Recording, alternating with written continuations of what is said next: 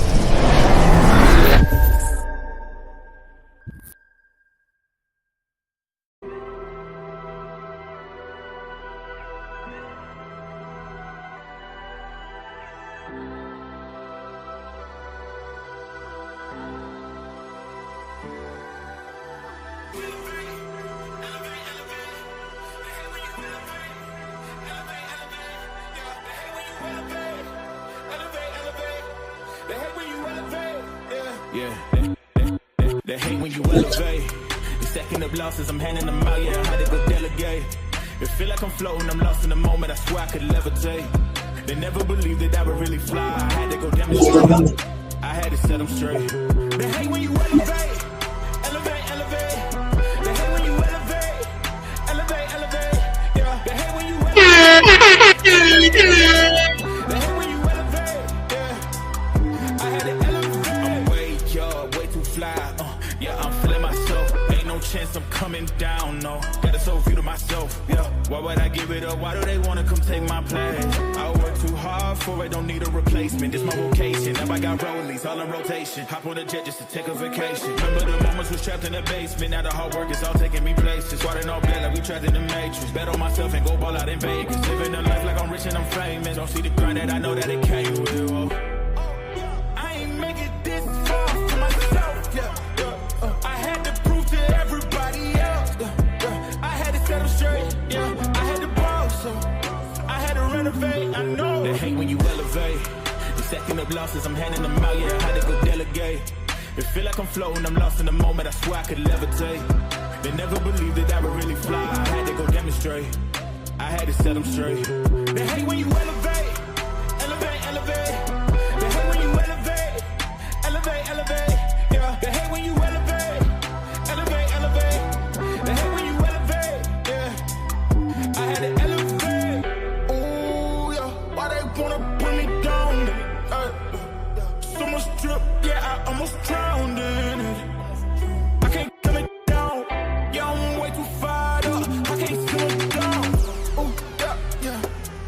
Make sure the fashion right, yeah. I'm in my bag tonight, yeah. Ooh, I might just pull up before it. Watch out, the engine is roaring. It's too loud, you can ignore it. Yeah, yeah. This the highlights for the few. You can have it all, no need to choose.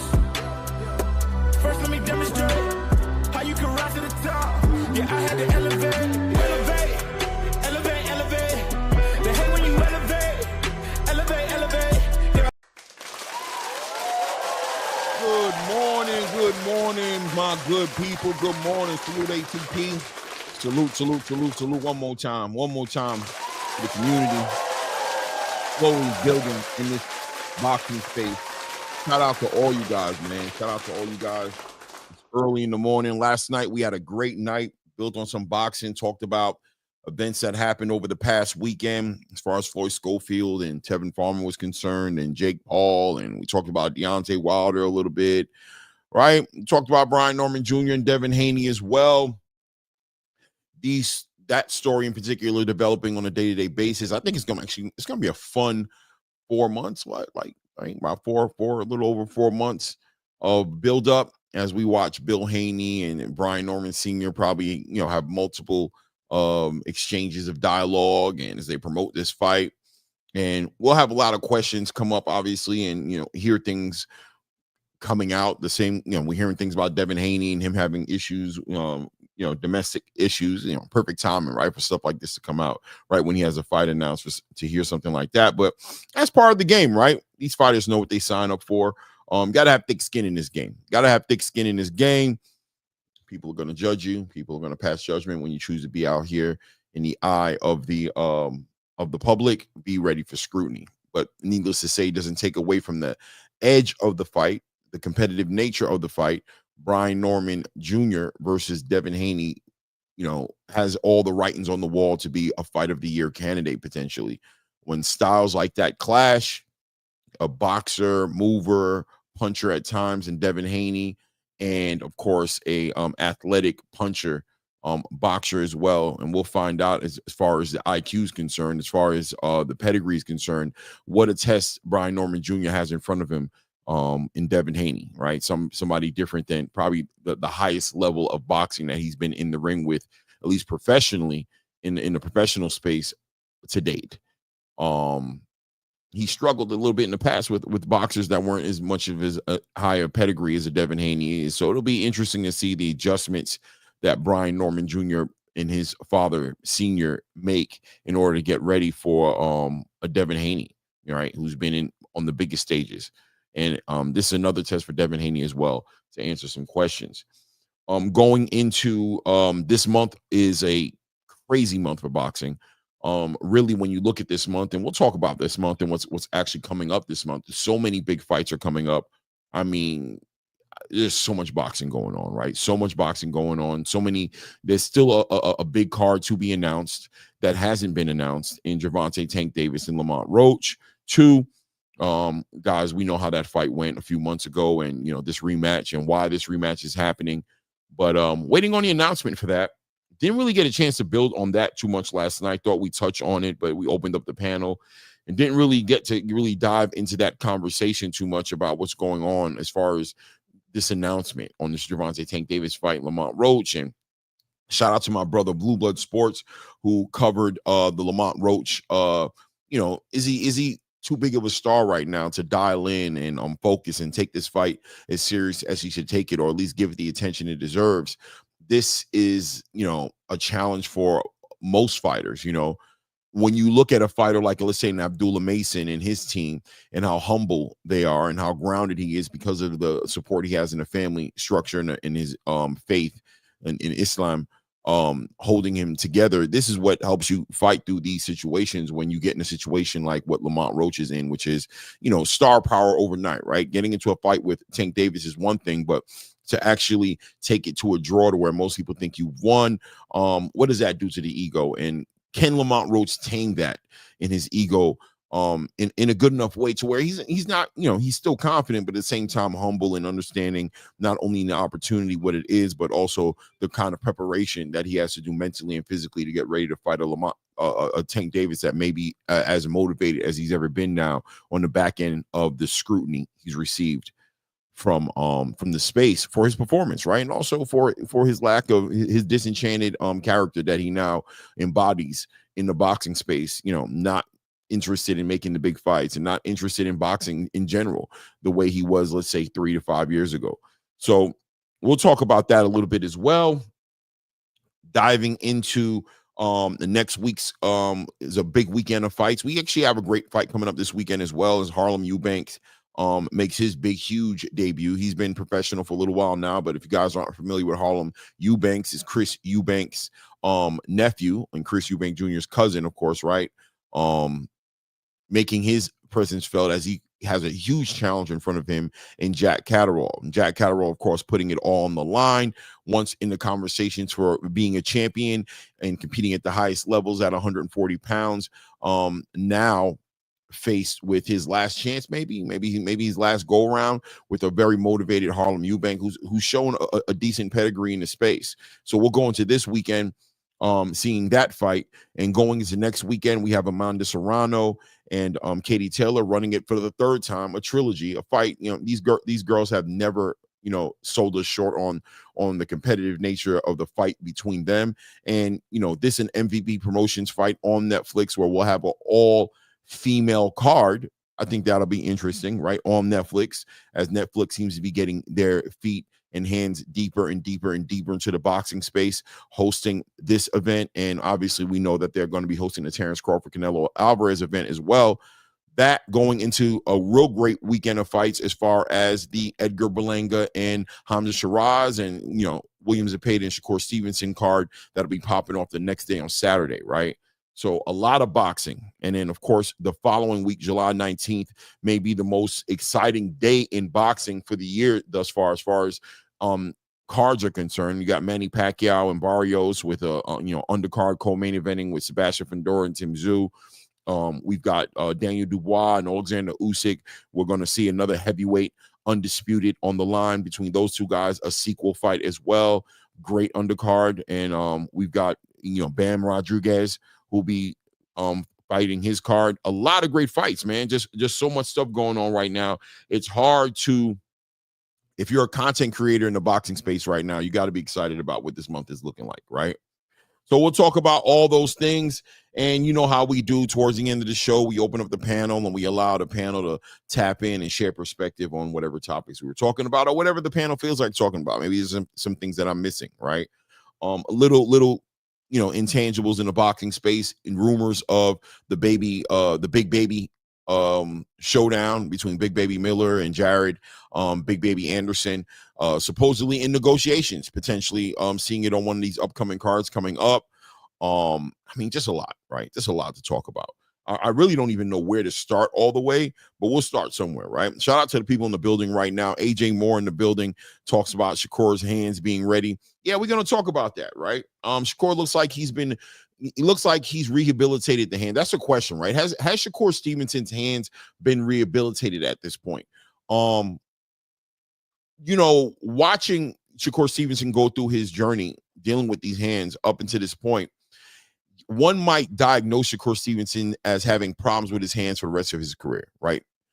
But at the same time, we can't dismiss the surgery that he had, a year ago, damn near, right? And the time that it takes for that surgery to actually completely rehabilitate and get his hands to where, above 90%. He took the fight with Floyd Scofield at the time, but ended up being Josh Padley. And a lot of people thought, and I think I heard Wally Moses, Shakur Stevenson's trainer and grandfather, comment on how Shakur maybe had taken that fight a little quickly, didn't give his hands enough time to properly heal. That's why we saw his hands still bothering him a little bit in the Josh Padley fight, even though he was able to get Josh Padley out the way. But at this point, Shakur Stevenson, videos circulated of him punching the heavy bag, and really just looking like the hands are doing well, right? Letting the hands go. And the question came to mind, well, if his hands are at this point rehabilitated properly and he is above 90% as far as the strength of his hands is concerned, what kind of fight are we looking forward to seeing with him and William Zepeda? When you talk about Shakur Stevenson, we celebrate him for the pedigree that he brings to the space. Not many can match his pedigree, but one thing that keeps him down here on earth and keeps him human has been his hands, and where his hands have been and the injuries he's had to both hands. And indeed, if those hands are actually indeed healed up or rehabilitated properly, then we might be seeing one of the best Shakur Stevensons we ever seen. And William Zepeda, the kind of fighter that he is, may bring out the literal best in Shakur Stevenson, and we may see something that we've been wanting to see for a long time. It'll put 135 pounds in a whole different conversation. This on the back end of a Floyd Scofield fight with Tevin Farmer, and we watched what Floyd Scofield did with Tevin Farmer. I think extra eyes are now going to be put on this William Zepeda Shakur Stevenson fight, and I'm not too sure if we're going to use that as a measuring stick as far as what kind of fight we can see, with the Floyd Scofield fighting the winner of that fight, right? We don't know. It is what it is. Walaikum salam, Fly Frequency Coach Eddie. Salute to you, family. Hope everything is good. Sweat Prevescence spot in the building. Salute to you, man. AK Crowder, blessings to you too, family. Thank you for being in the building. Shout out to my wife, Miss Rain, in the building, always instructing y'all with the best instructions, which is make sure as you walk into the building, you are hitting that like button. If you aren't subscribed to the channel, take an opportunity to go ahead and do that as well. Let me ask the chat something. What's the hot topic right now in boxing that you guys have been watching that you guys, and I think I'm going to start doing that, right? Start putting up polls. Like I see everybody putting up polls. I'm going to start putting up polls because, I love boxing and I talk about it on a broad spectrum. This show, I like to think, is unique in the fact that we talk about the whole entire boxing space in its whole totality. But I know there's hot topics. Most channels, I think, focus their energy on one topic at a time, which maybe I should do as well. I don't know. I don't know completely how my approach is a lot of boxing. So I cover it as much as I can, right? I mean, we also got to talk about Conor Benn and Chris Eubank too, right? So all these different topics that we got to talk about. But what's really buzzing out here? What's really buzzing out here in these boxing streets that has the YouTube street? Of course, I don't watch nothing, right? Like, I watch some boxing, but I love what they're doing there, and the blood and things of that nature. I'll just really I'm out the loop. What's really popping out here in these YouTube streets when it comes to boxing? You know what I mean? Let me see here. Want to know, what is he said? Want to know, did the Scofield duck Abdullah Madon or Mason? I mean, Diddy got off Clay, not guilty. Really? I mean, congratulations to Diddy, man. I ain't gonna lie to you. I thought the case was a little shaky. I mean, he got caught up in a lot of weird stuff. The conversation, like, especially with the male sex worker, that was a very revealing, extra, little maybe deeper than I ever wanted to dive into Diddy's personal life. But I don't know, did those things mean that Diddy was guilty and deserved to be in prison for, a life sentence or even 5 to 6 years? I didn't see nothing in that stated that, right? I mean, clearly we're going to look at Diddy a little differently now, since this whole thing has come together. But guilty, jail time, things of that nature, I don't know if it ever called for all that, right? Alberto Rael says, when's the Fedora fight? That's also another fight that's popping off on July 19th on that same day. You know what I mean? Very interesting how all those fights are popping off on the same day, almost competing with each other, right? That's going to be interesting. Obviously, I'm going to try my best to call every single fight. I'll be out of my city at that point. I'll be in Florida, but I'll be calling it from my Airbnb, right? Calling the fights as I see it, watching it, with you guys. But yeah, man, it is what it is. Anton Ziegler says, no, he's just a freak, and that's his business. Yeah, right, Anton. I mean, that's the way I kind of saw it with the Diddy situation. I thought that they'd have more of a case, being that they arrested him, locked him up, refused to give him bail, all those different things that would have had you believe that the feds had an airtight case. But to see it get to this point right now, and to see that ultimately a not guilty verdict got put out there, kind of like, damn, well, you guys did a whole lot.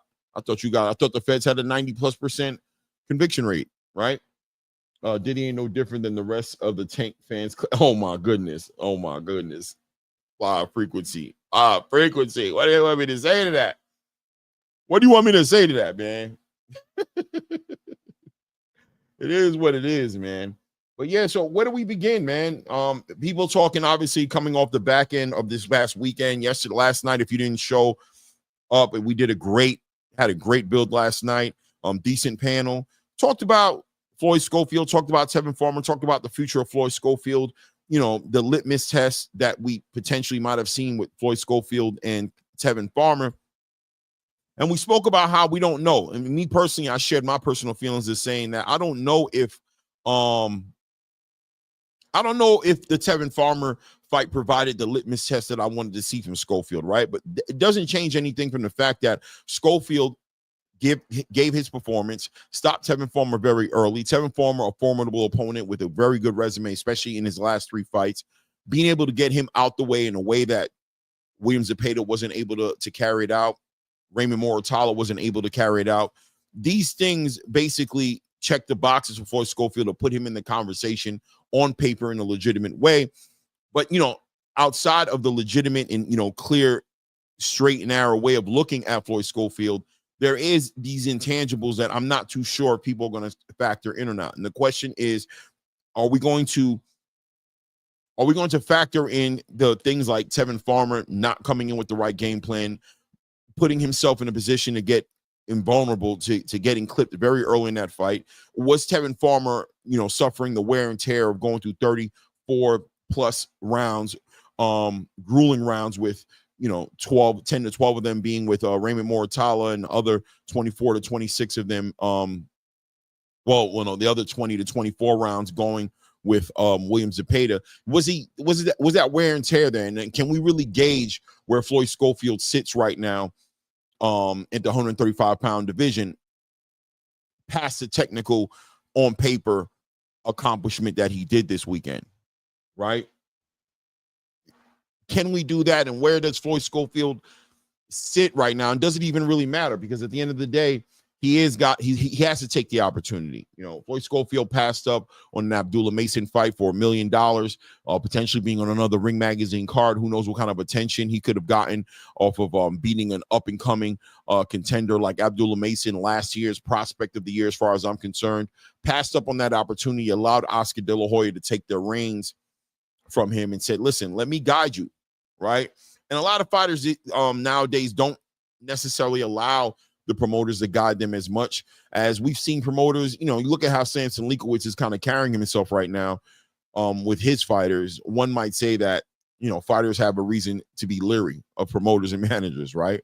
But Floyd Schofield, nonetheless, has bought into the process of Golden Boy and what they can do for them, and has committed the next 5 years of his career to Oscar De La Hoya, taking that deal.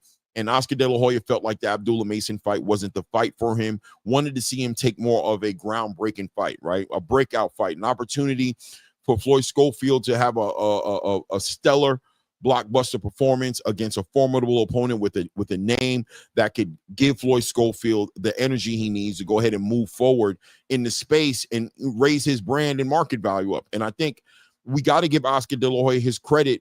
Obviously, his experience in the space of understanding the magnitude of the right performance against a Tevin Farmer.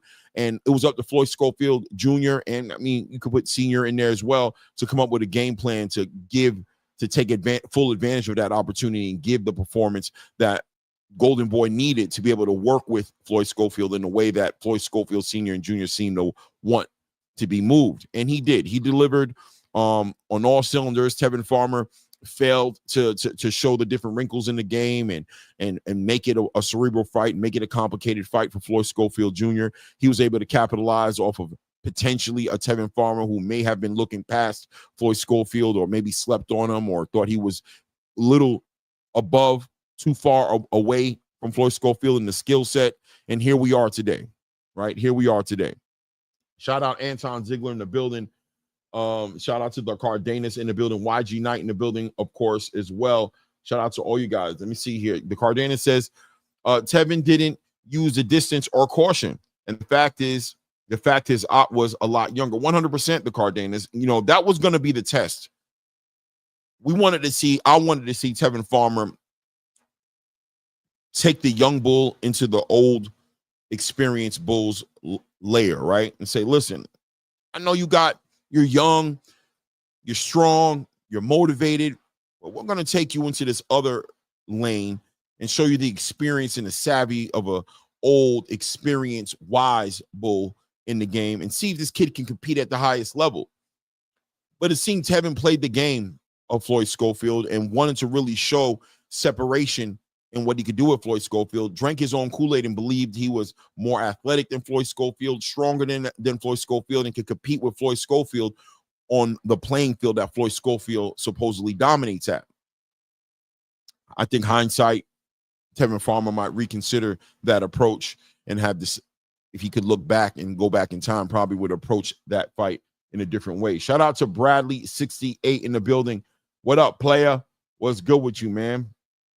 And that being said, here we are today with Floyd Schofield, looking forward to see what he does with this opportunity, as he just at this point probably is just celebrating his accomplishment and just living in that moment.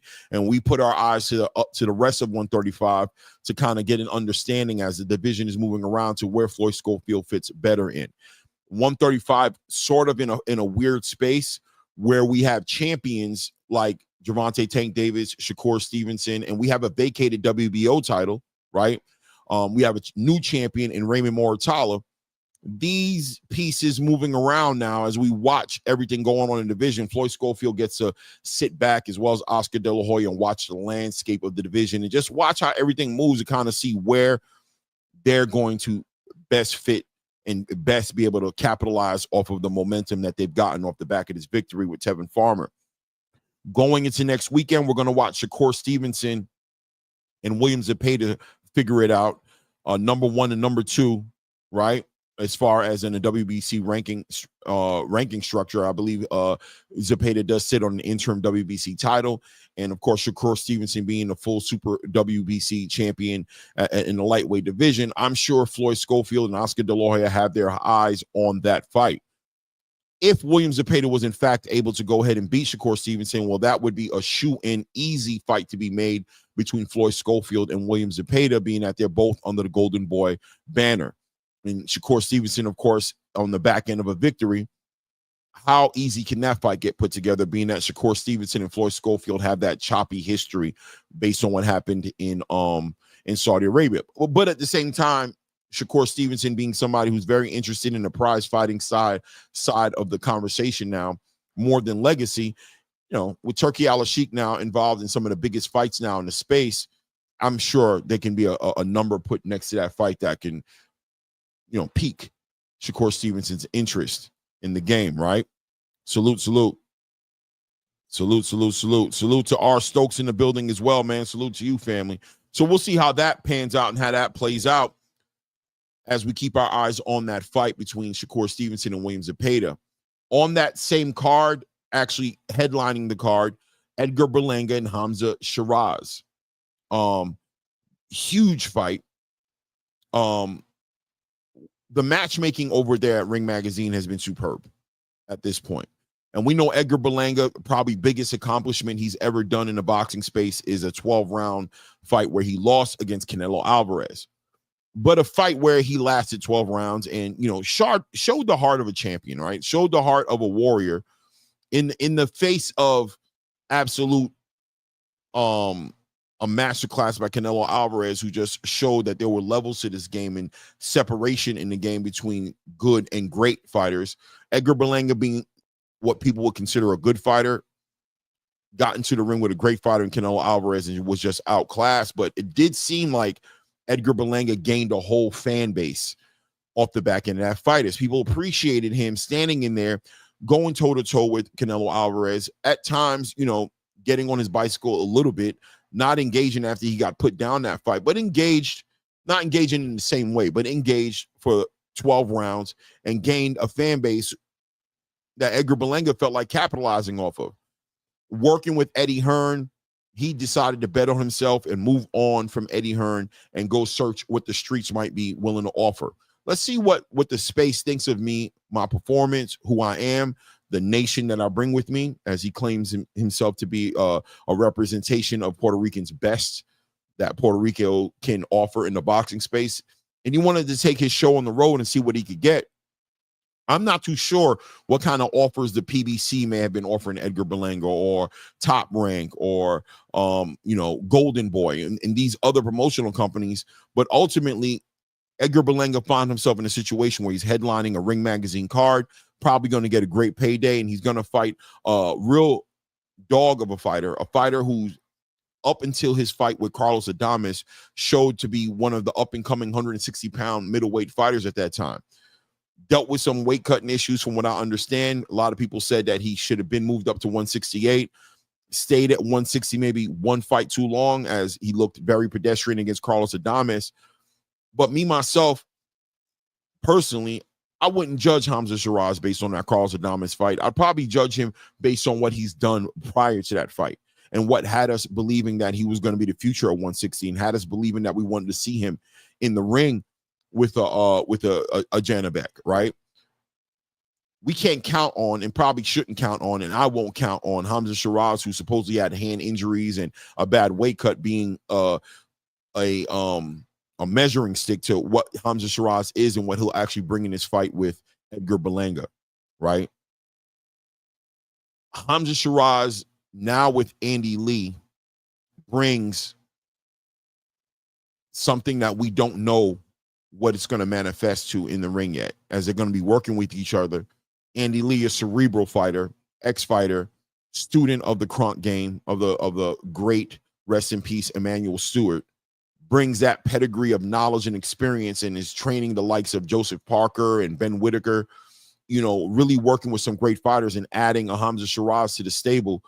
We'll see a Hamza Shiraz who may be very poised, dialed in, and super confident, with way more strategy, way more cerebral, as well as bringing that, in my opinion, understated power, punching power that I know he can generate.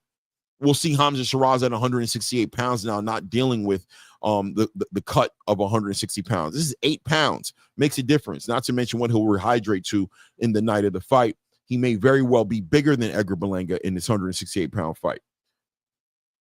Will Hamza Shiraz be able to take Edgar Berlanga into that space that we've seen Edgar Berlanga fall short in, which is a space of heavy competition where Edgar Berlanga gets frustrated with the fight that's in front of him?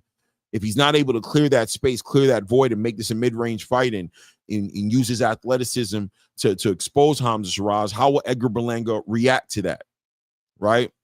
Will he resort to some unsportsmanlike conduct that we've seen from him before? Will he lose focus? Will he lose that connection with his corner as he starts to become a fighter who's reactive more than proactive inside the ring with a Hamza Shiraz? Or does he deal with the adversity in a healthy way and stick to the game plan and show the separation now and show this next chapter in Edgar Berlanga's journey in boxing, as he looks to be one of the biggest stars in boxing now and looks to make a sequel to the fight between him and Canelo Alvarez? We'll see what he's able to put together. I believe Hamza Shiraz can provide put those blocks in the road that Edgar Berlanga will have to figure out.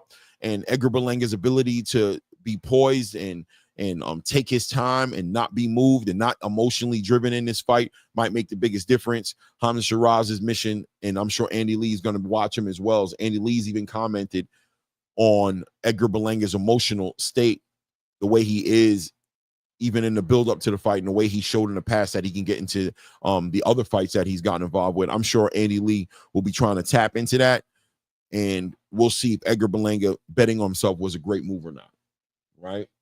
The Cardena says Edgar better use caution. Shiraz can box 100%. He can box, and I believe he can hurt Edgar Berlanga. I know we saw Edgar Berlanga take a shot from Canelo Alvarez. He got out in his pockets. He got up and he kept on fighting. He wasn't on noodle legs or things of that nature. But Hamza Shiraz is the taller fighter with the longer reach, and he can generate that power. And he has straight punching, a straight punching acumen. He doesn't have these wide shots that he throws and doesn't leave too much openings for you to capitalize off of anything inside that mid-range.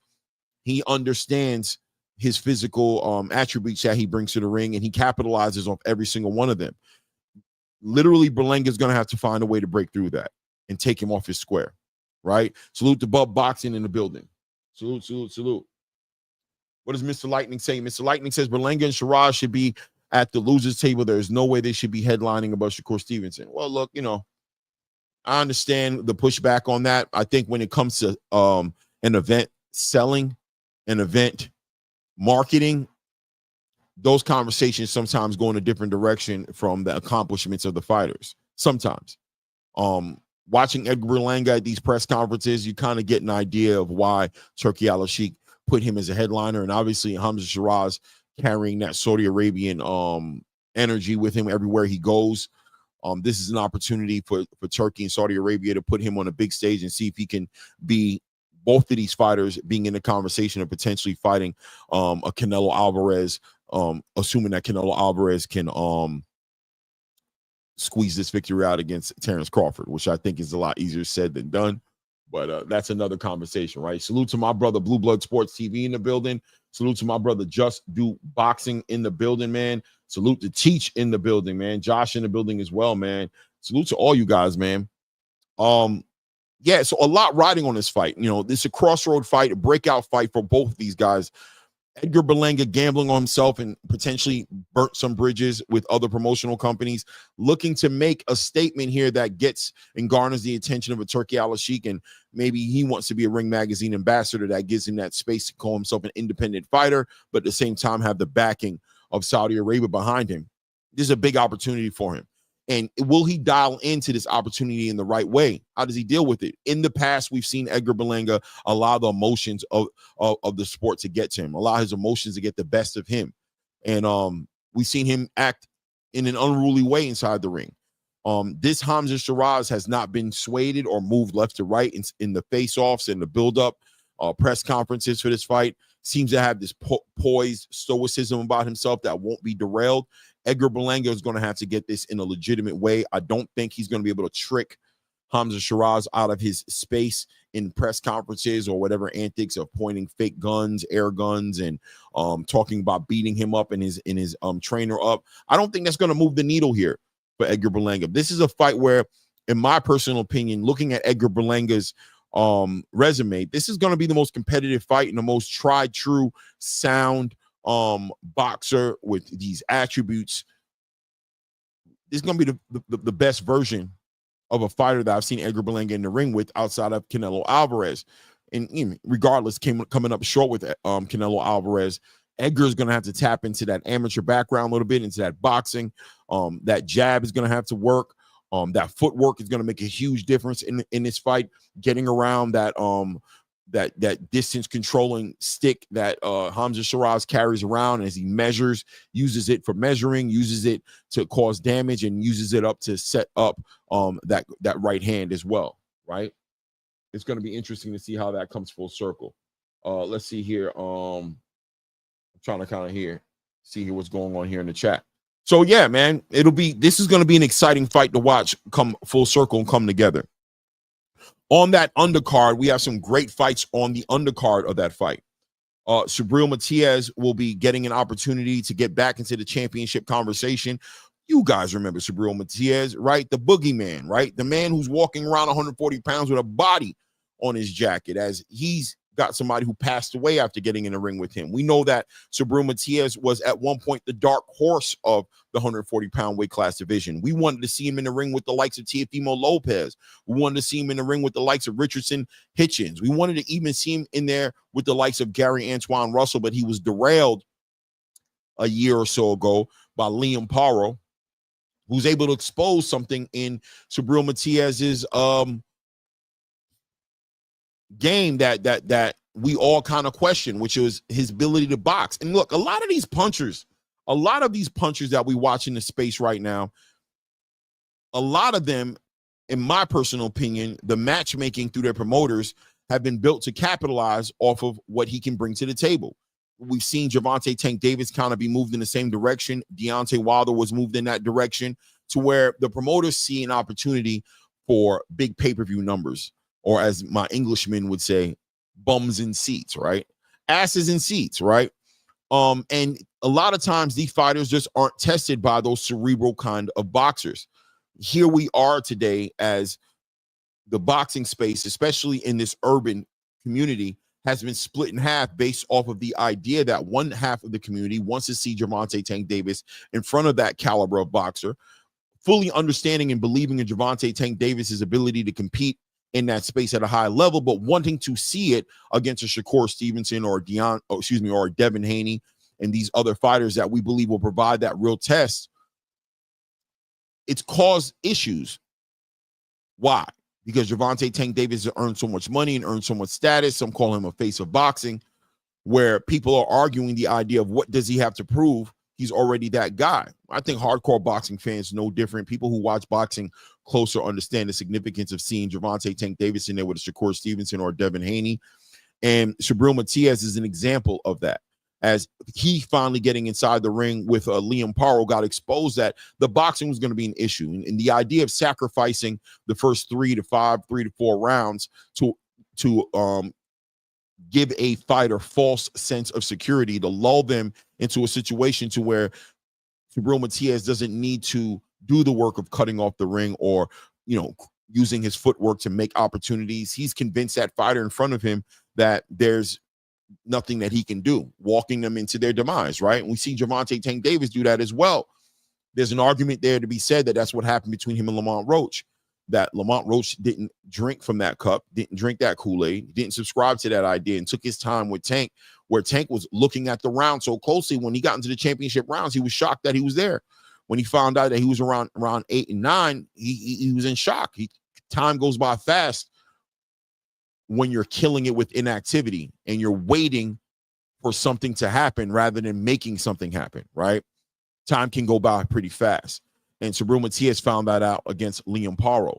Well, since then, Subriel Matias has had some good wins and got himself from an IBF eliminator as a number 1 spot mandatory for Richardson Hitchens. But the IBF never ordered that, as Richardson Hitchens was able to escape the Subriel Matias fight and that dreaded rehydration clause against a puncher like Subriel Matias and get a fight that we saw recently happen with George Kambosos. But regardless, Turkey, always looking to make the biggest fights and most competitive fights out there, found somebody who's willing to agree in Alberto Puello, who's also an up-and-coming 140-pound fighter who's making a name for himself, to give Subriel Matias an opportunity to get into the title contention. I don't know how the space feels about this fight. Some people are split in half, favoring Subriel Matias to be able to go ahead and take this opportunity, capitalize on it, and become a WBC champion, which puts him in some great conversations. And a lot of people also feel like Alberto Puello has arrived. We watched him fight against Gary Antoine Russell in a very competitive fight, won a close split decision, in my opinion.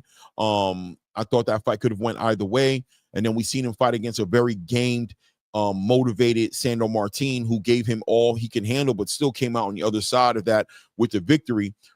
24 great rounds for Alberto Puello in the past couple of months. Will those 24 rounds that he spent as a WBC champion, earning the belt and defending the belt, make a difference when he fights a fighter like Subriel Matias? Because Subriel Matias is facing potentially his worst nightmare. When he fought Liam Paro, I believe that this Alberto Puello is a step up from Liam Paro. And it's going to be interesting to see what new tricks Subriel Matias has learned, what new offensive and how much aggression he'll come up with early in the fight. Factor in the fact that he may not get Alberto Puello out of there, and knowing that he may have to face the judges in this situation. And when he faces those judges, how many rounds out of 12 rounds can Subriel Matias lock in from an Alberto Puello who's a way better boxer, in my opinion, than Subriel Matias, right? It is what it is. So that fight has Fight of the Year candidate written all over it, just that because Subriel Matias and the way he fights, this fight can become very interesting. Also on that card, we'll see David Morel getting in there fighting against who's David Morel fighting against again? Oh goodness. Oh my goodness. Who's David Morel fighting against? Let's see here. What's my guy's name? I always mess up on this guy's name. How frustrating it is that I don't know why they set that app up that way. So frustrating, bro. Why wouldn't you list these other fighters in there? Let's put up the list of fighters, man. What's the guy's name who David Morel's fighting again?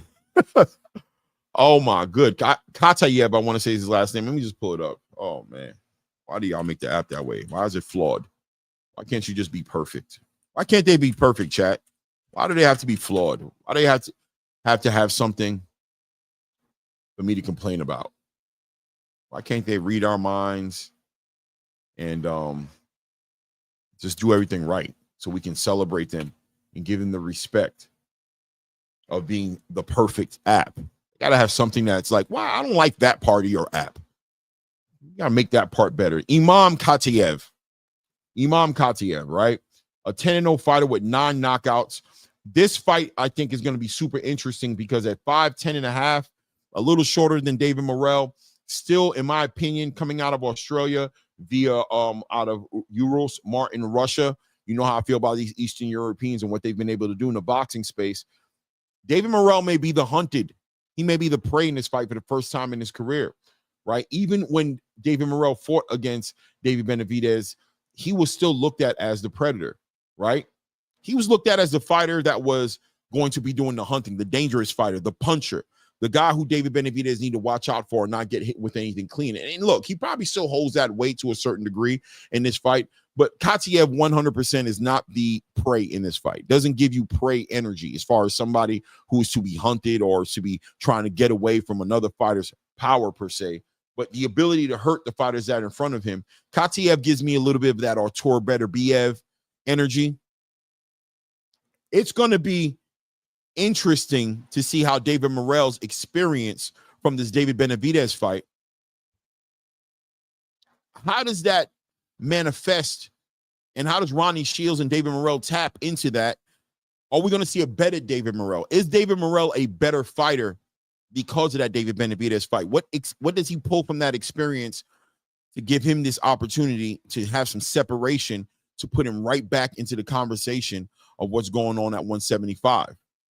Because however you want to look at it, David Morel went the full 12 rounds with David Benavidez, and he showed moments, patches and moments in that fight of what he really was. But at the same exact time, there was moments, a lot of moments in that fight to where you saw the experience played the biggest role in what happened between him and David Benavidez. Maybe there's an argument there to say that if they met with each other again 2, 3, 4 fights down the road, David Morel still would be not favored, but still people would look at him and think that he has those intangible pieces that could give David Benavidez problems, and experience David Morel, a better, more cerebral David Morel, who comes with that Cuban background, but also that Cuban amateur background, but also has that power.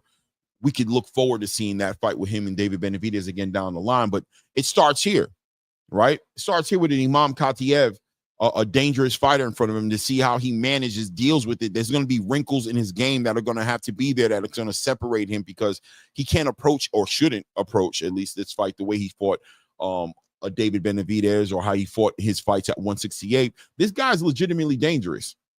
This guy's a legitimately dangerous fighter that's in front of him.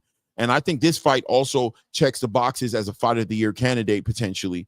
Just the kind of fighter that David Morel has been in the past, and the kind of fighter that Imam Katiev has shown himself to be. Let's see what Ronnie Shields is able to come up with for David Morel, and let's see how David Morel approaches this fight. Another great fight on that card, right? Let me go ahead and do this as well. Let's see. Bubs is saying I'm saying Cardenas, but I can get Crawford. Okay, and we got to talk about that as well, for sure. We definitely got to talk about Terrence Crawford. Salute to the queen, one half of the queen of boxing. Nick J says, crazy turnaround, Clay. Hey, yeah, I know, right? Late last night, and here I am, back at it again. Back at it again, man. Look, it looks like everybody's talking about Devin Haney and Brian Norman in the chat, right? Is that the conversation we want to get into? We can get into that conversation, right? We could definitely talk about it. I want to ask the chat, based off of the idea that Devin Haney mentally may have not gotten completely past that Ryan Garcia fight, what are we looking forward to seeing in this fight between Devin Haney and Brian Norman? And why is this fight put together? And how much weight does Brian Norman Sr.'s version of the story on how this fight was put together, how much weight does that have over this fight and what Devin Haney can or will do, right? How much? Let me see here. Silverstream bringing up, you hear about Diddy. Yeah, I heard about Diddy, Silverstream. Now he moved up, and Virgil Duckton, Morel versus Katiev going to be a banger from 100% EMS, 100%. Trying to get the attention here of this chat right now. It seems like we're spread across the space. Morel's still my guy, Buzzboxing, saying, I think he has a lot. I think it has a lot of weight. Yeah, I think the psychology of Devin Haney plays a big role in what's going on in this fight. The real psychology that we may not be made privy to. Maybe he's been hidden well, being that Devin Haney doesn't do too many interviews, hasn't moved around in the media space since his fight with Jose Ramirez. We've had to deal with Bill Haney, Devin Haney's father, when it comes to that conversation. But it does seem to be an elephant in the room. when you look at the Floyd Scofield, Tevin Farmer fight, watching how Floyd Scofield reacted on the back end of a victory of that fight, very emotional, right? Showed you the weight of his past year in boxing, showed you the weight of social media criticizing him and his father, the weight of him getting sick in Saudi Arabia and people perceiving it as him ducking Shakur Stevenson. It showed you that even though he had that straight poker face and game face throughout the buildup before heading into that fight with Tevin Farmer, that there was a heavy amount of weight on his shoulders. And what would have happened on the back end of Floyd Scofield losing that fight against Tevin Farmer? Would he have survived that? How would his career have looked as if you can see the toll that it took on him to the point to where he's so emotional in the ring? The same thing could be said maybe about Devin Haney, who's covering it up well and showing confidence at the weigh-ins with Ryan Garcia and you know, pushing to make the biggest fights, pushing to make this fight with Brian Norman Jr. From the outside looking in, it looks like that's what happened, even though Brian Norman Sr. has a different version or, you know, a different perspective on what actually happened and why that fight was put together. But still, he's putting on this face, Devin Haney is, of still wanting to fight the best fighters and wanting to get in the ring with a Brian Norman Jr. But how confident is he really going into this fight? This fight has the elements to trigger any kind of PTSD from Devin Haney in that Ryan Garcia fight, especially on the back end of seeing what Brian Norman Jr. was able to do with a Jin Sasaki, right? Does that move around in Devin Haney's head at all? And if it does, how does that affect him going into a fight like this? Shout out to my brother from another, my co-host Ray Davis in the building. Salute, Ray Davis. What's good with you, fam? Peace, Clay. Peace. What's going on, man? Yeah, sorry I'm a little late, man. You know, late night last night. Listen, of crazy work this morning before I left the job. It's nuts. I ain't gonna tell you what happened, but somebody forgot to do something at work and the boss wasn't happy. Oh, it went left. Yeah, I had to help him out, bro. You know what I mean? That's the guy I work with on my shift. So I was like, man, help this dude out, bro. Yeah, man. Get him together, man. Let me help you keep your job. He ain't keeping my job, man. Oh, yeah. Come on, him. He's good. It wasn't that big of a deal, but it is important, you know what I mean? Because we deal with the main part of the hospital that makes the most money. So, absolutely. Salute Miss Rain in the building, of course. And y'all, do me a favor, man. Smash the like button if you haven't. For real. You know what I mean? Show support to the channel. We appreciate it. Yeah, Clay, man. What the build up? First and foremost, talk about it. I like to thank everybody that hated on this fight. I mean, I've heard everything from in the continuous hate from, oh, this fight was made by Turkey and Turkey put out the list. We even talked about it here with people saying that. Mm-hmm. We heard that this fight's gonna be just like Bill did to Gary Russell, and you know what I mean? All this, he just pump faking. He just trying to get there. He just trying to sell him out, put a bad name on Brian Norman. Man, I told y'all. I said Devin and Brian were arguing, and Devin said he wanted this fight. And guess what? It's there, bro. It's there. Ain't nobody pump fake. I don't hear nobody apologizing for what the things they said. I don't hear nobody out there being giving credit where credit's due. You know what they do? They find something else to talk about. What's up, Mazuma? Salute, brother. They find something else to talk about and another way to kick Devin's back in, just like Bud, bro. You know Mazuma, there's a link if you want to tap in. I don't know if you're off or not, but you know I'm always going to put it out there when I see you in the building. But go ahead, Ray. Yeah, man. So they find a different way to kick Devin's back in, just like they do Bud, and it's constant. It's a constant triangle effect with these guys, man. And I'm cool. You know, I just tap in this space. You don't tap into the space. I tap in because it keeps my mind sharp. So when people really do try to come and say some weirdness, I already know where they're coming from. I already know what channel they've been on. I know, you know what I mean, where they got the information. Yeah, I'll be tapping in, man. It's crazy work. But, you know, at the end of the day, man, this is a good fight. I'm glad it's made. I'm glad it's done. Obviously, we all see the same thing. We're all saying the same thing. There's something that they see in Brian Norman that, I mean, a lot of people are probably underestimating when it comes to Devin.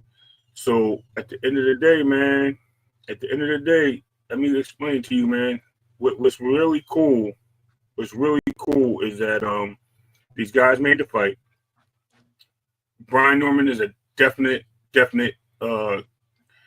serious headache for Devin, and Devin is a serious problem for Brian Norman, based on history.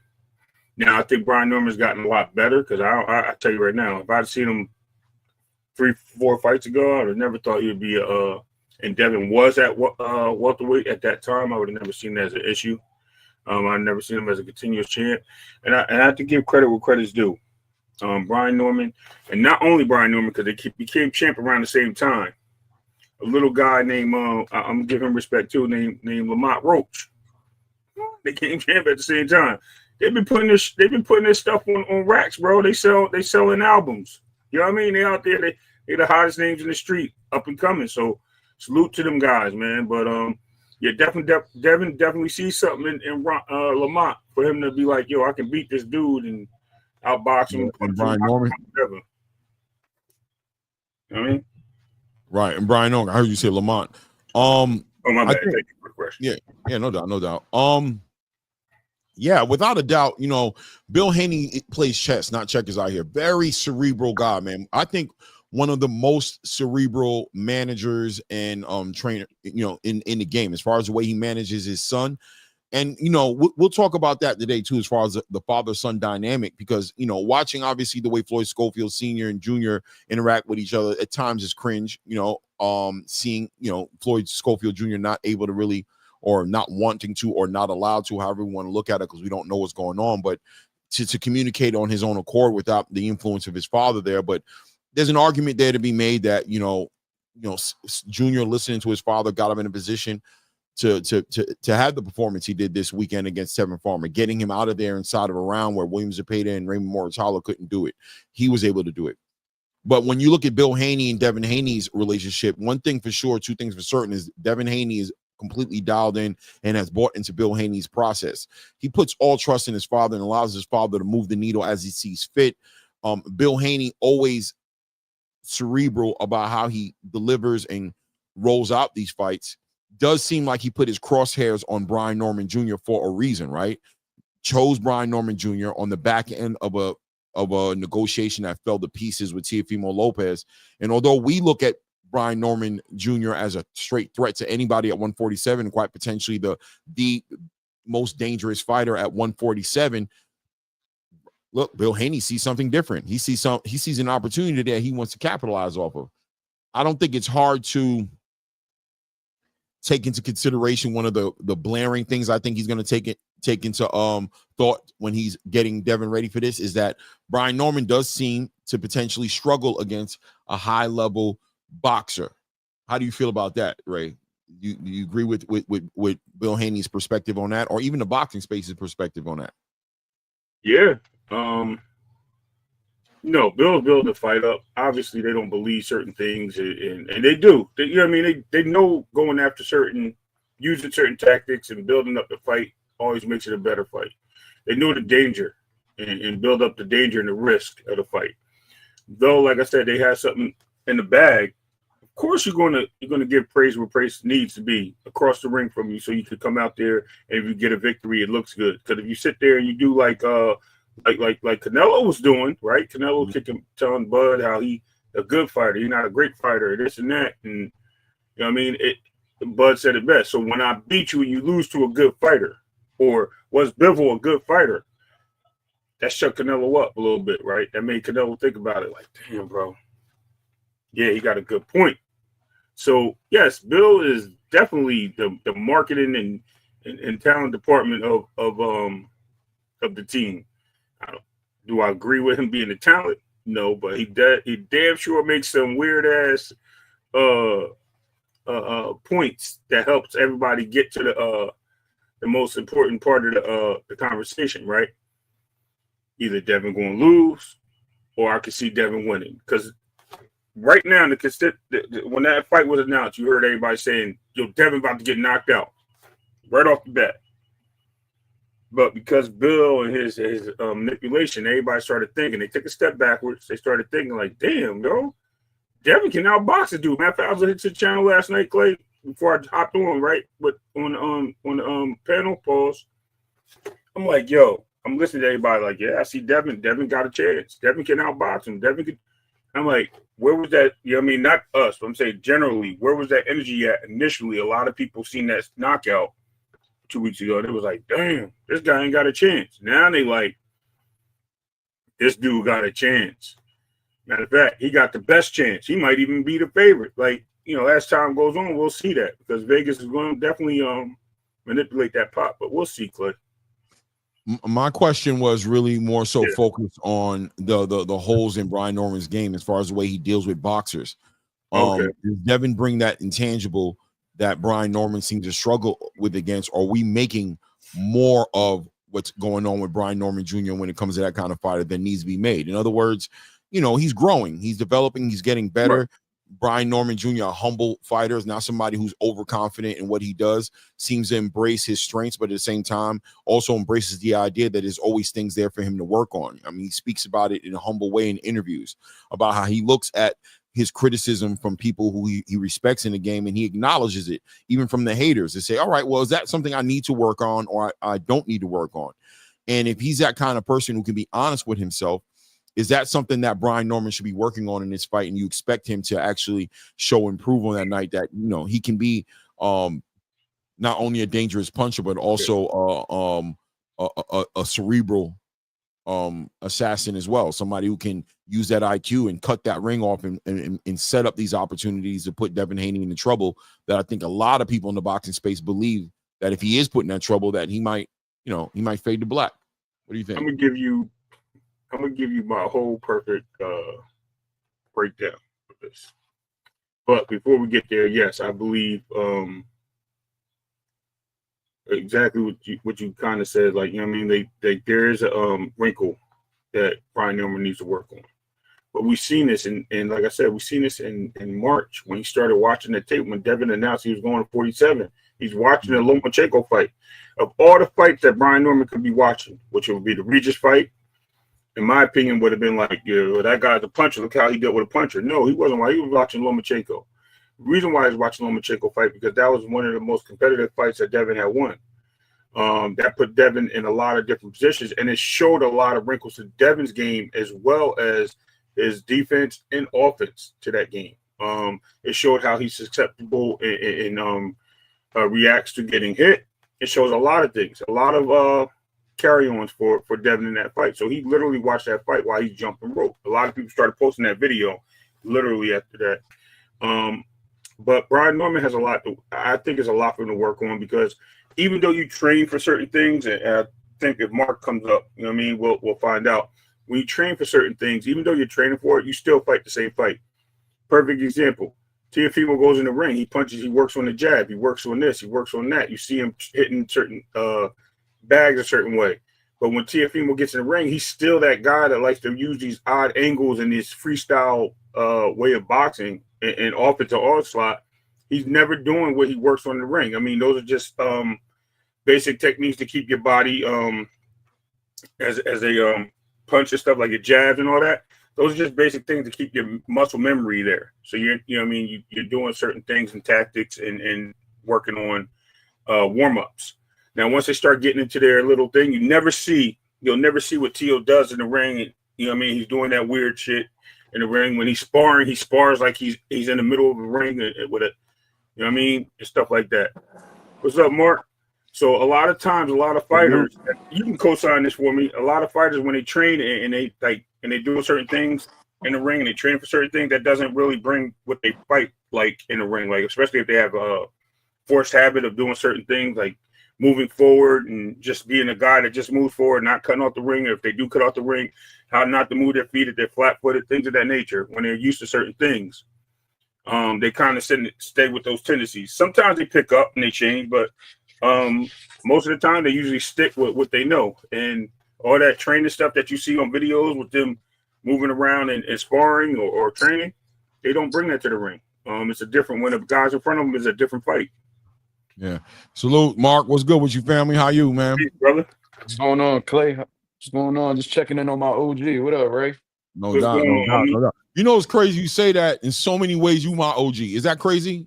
Did I just play myself? I don't know. You people don't know. Nah, you seeing it from a different lens. You talk about in terms of boxing. I look at you like OG is like, you know what I mean, my elder. You feel me? Oh So yeah, we for looking sure. at I definitely am that. But in this particular content creation space, Mark was really like, you don't know. You know what I mean? I always take the time to remind people, you know what I'm saying, that Mark was really the one to like, yo, bro, you should do this. Like legitimately, like the first, I want to say look the at first one in real time. You and know what I'm look saying? at yeah, look at what you doing, man. Man, it's Phenomenal. crazy, bro. It's crazy, man. I'm always gonna salute you for that, man. Appreciate you for seeing that in me, man. Appreciate Um, that, brother. so listen, man, a lot of boxing's happened since the last time we spoke, and obviously this was a crazy weekend. Philly took a little bit of a blow this weekend, just a little bit of a blow, nothing too crazy, you know what I mean? But at the same time, with Tevin Farmer, I'm sure we Oh wanted to see yeah. a way more competitive fight. We knew we could go that way, right? I think we acknowledged that Scofield was going to bring those intangibles, but kind of early, right? A little early, earlier than we thought it would happen, if it would happen.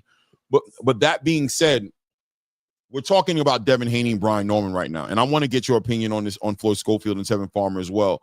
But on this particular topic here was this Devin Haney Brian Norman fight. What do you think it is that Bill and Devin and that team over there season Brian Norman that makes him take this leap, that jump into this opportunity? Because I mean, obviously, this is a big response to the boxing space. If they have any questions about Devin Haney's heart or his will or his commitment to still fighting the best fights out there, but still, what a jump, right? To potentially the most dangerous fighter at 147 right now. What do they see in Brian Norman that makes him so confident to jump into this particular situation? Well, that's a great question actually, and I was speaking about that on the live last night. Mm. Y'all can hear me, right? Everything good Yeah, with the no, audio? we're great. Yep. All right, so just first of all, at a high level, there's no such thing as a easy fight. You know what I mean? I mean, there's some exceptions, but for the most part, you know what I mean. When you fighting at a world class level, Brian Norman being the WBA welterweight champion of the world, and Devin Haney being the two division world champion, former undisputed champion. You know what I mean? There's gonna be some difficulties and obstacles that both guys got to go through. You know what I mean? That's just part of partaking in a high level fight. So I think that they're aware of the fact that Brian Norman is extremely heavy-handed, you know what I mean, and could definitely crack. And I think they understand that if they make a mistake, where they're overextending on a shot or getting lazy, we're bringing the jab back or whatever, then it could be curtains. You know what I'm saying? But besides that, when you really assess Brian Norman and what he's capable of doing in the ring, from what I've assessed and watching film, you know what I mean? I watched a few fights. I watched the Boca Chica fight. I watched the Santillan fight. I watched the Derek Cuevas fight. Of course, I watched the Jen Sasaki fight that just happened most recently. And I think that Brian Norman's uh, best attributes, in all honesty, I think that his composure.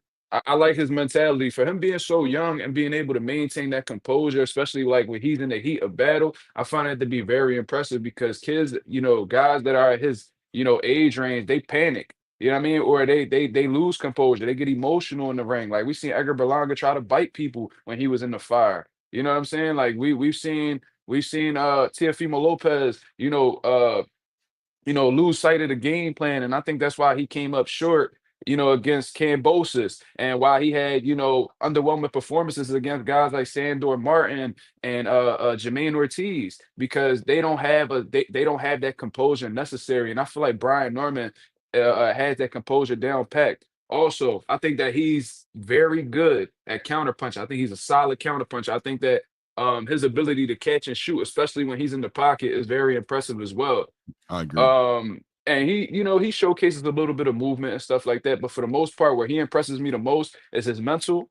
You know what I mean? Staying calm, staying composed, staying calm, cool, and collected, and his ability to catch and shoot. You know what I mean? That's what I've noticed that stands out about him. And with Devin Haney, I think that he edges out Brian Norman in the skill set department. To be honest with you, yeah, he's this. I guess you could say he's a smaller man because he's coming up in weight. Yeah, he doesn't punch as hard as Brian Norman, and there's a lot of people out here that say that he's punchy. I guess you would say he can't really take a shot, and he's still going through that.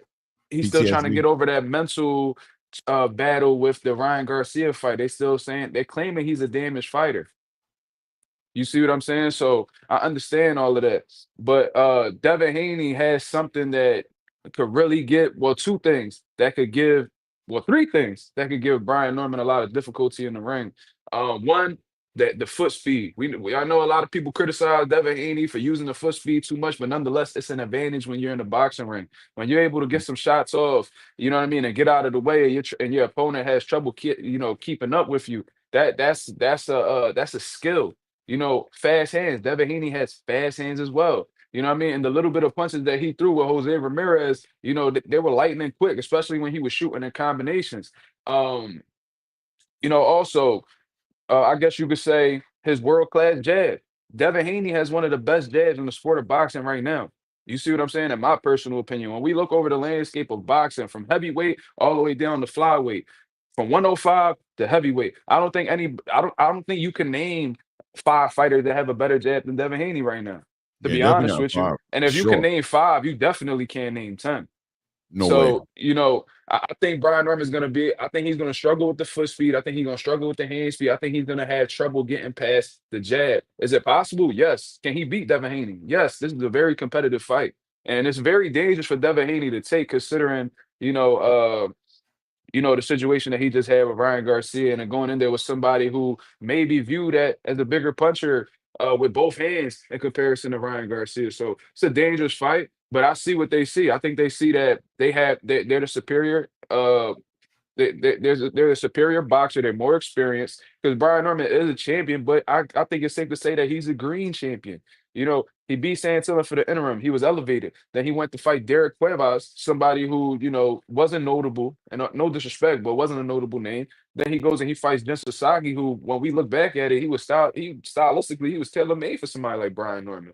So, is he a champion? Yes. Is he amongst the best in the division? Yes. But he's green. You know what I mean? And I think Devin Haney and them being experienced at a world level at this point, sees that he's green, they see that he's inexperienced, and they see that they have the tools necessary to outbox him. So if they don't see anything, I'm sure they see that. Man, I love the breakdown as usual, Mark, with the super take on the situation. I think you highlighted some great things, and I do think that's a difference maker. I think going into this fight, watching a Brian Norman Jr. in this opportunity, you don't want to take nothing away from him. He is a WBO champion. Great knockout of the year performance against Jin Sasaki. However we want to rate Jin Sasaki, we don't want to take away from him, right? Dismiss what he has accomplished at this point. But I think there's really little to no argument to be made about how green he actually is. And when it comes to that conversation, Devin Haney does have an edge of experience, a lot of experience, being an undisputed champion and a two-weight class champion, and the kind of fighters and the caliber of fighter he's been in the ring with. What do you think about Devin Haney going up in weight at 147? I don't know if you've been made abreast of the rumors that were going around about how he looked in training camp. People were talking about, this is not the first time, even with the Ryan Garcia camp, people were talking about Devin Haney being a very powerful fighter to sparring against middleweights and, obviously junior middleweights and regular middleweights, and stopping some guys in the gym in sparring wars. But he never been able to manifest that power. Some people attribute it to the weight cut and to him being depleted by the time he got into these fights. What do you think the chances are? Is Devin Haney pillow fisted, or is this an opportunity for him to also show that wrinkle to his game? Something he tried to show with Ryan Garcia, but we saw what ended up happening in that situation. Does that resurface now at 147? We saw a little bit of it with Regis Prograis, but what do you think about Devin Haney potentially being able to become somewhat of a puncher, right? They say Teddy Atlas, the great Teddy Atlas, says punchers are born, right? They're not, you know what I'm saying? You don't make punchers. But is there some truth behind the idea that Devin Haney may not be the puncher he was of those lower weight class divisions because of those horrible weight cuts? And could we see that manifest and play out in this fight with Brian Norman in any capacity? Well, I'm going to say this. If you stopping significantly bigger guys with 16 to 18 ounce gloves on and sparring, you not pillow fisted. That's one thing. Another thing, there could be a multitude of things as to why Devin Haney's power isn't translating. Like you said, it could be because of the weight cut. You know what I'm saying? Because there is such thing as leaving fight in the gym. I honestly believe that, when fighters are coming down from a high weight into a smaller weight, just to have a size advantage, it could be cool when you're young and you're able to get away with it. But once you start setting into your mature age, like, with Devin Haney's like what, 27, 26, 27 years old, just like myself, that's when you start to feel the effects of having those drastic weight cuts and stuff like that. You know what I mean? And it takes a little bit more of a sacrifice. And part of that sacrifice is leaving some of your fight in the gym. You know what I'm saying? So um I'm gonna say Devin Haney at 147. Could he be? Is he? I'm gonna just say this: is Devin Haney ever gonna be like that one punch concussive Deontay Wilder type puncher? Absolutely not. That's just not the reality of the situation. But it is a real thing, especially when you done sacrifice to get down a weight class that you have no business in. You moving up in weight can definitely have an effect on your power. Yeah, we might be able to see Devin Haney because what I personally believe is when he was at 35, I think Devin should have been at 40. By the time he got to 47, I think that it was already time for him to move up. I mean, by the time he got to 40, I think it was time for him to move to 47. You see what I mean? So I think he's going to be at the right weight class at the right time. You know what I mean? Because I think he's an ideal welterweight. I don't think he's big enough to be a 54, but I do think he's a solid welterweight. I think this is the right division for him. And we might see some differences. We might even see a little bit more speed. We might be able to see a little bit more explosiveness on Devin Haney's end, but is he ever going to be like this? Right. George Foreman, Deontay Wilder, Julian Jackson type puncher. That's not realistic. You know what I'm saying? But I do think. Can he be the Floyd Mayweather though? Right? Because I think Floyd Mayweather had understated power.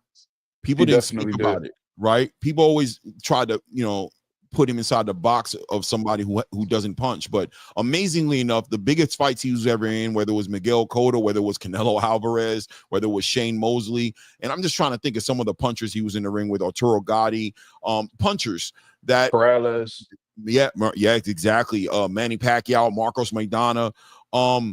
He always seemed to be able to generate some honest respect in the ring with these fighters, right? He was always able to get that respect, and you'd have to think there was something on those punches.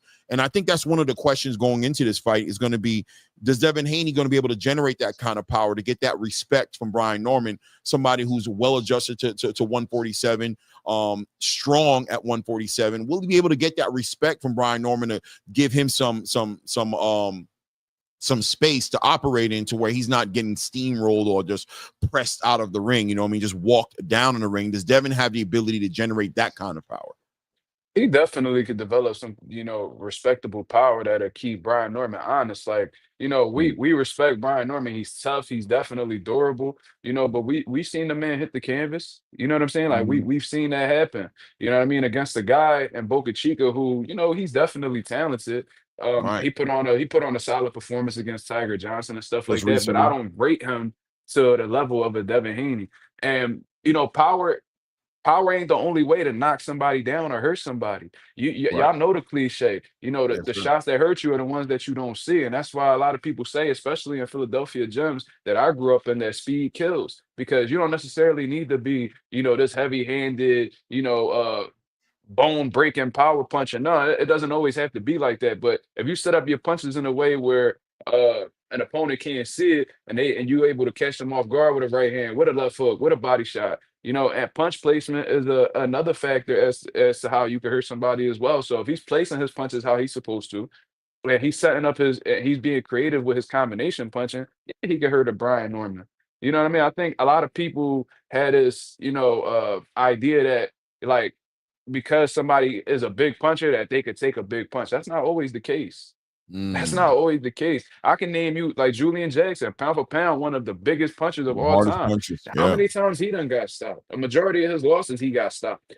Right. You know what I mean? My favorite fighter of all time, Tito Trinidad, he was a huge puncher. How many times he hit the canvas? He only been stopped once, but he's been stopped nonetheless. So, like I feel like a lot of people think because Brian Norman is the puncher that it's only realistic that he's the one that could walk away with the knockout. Anything can happen in boxing, bro.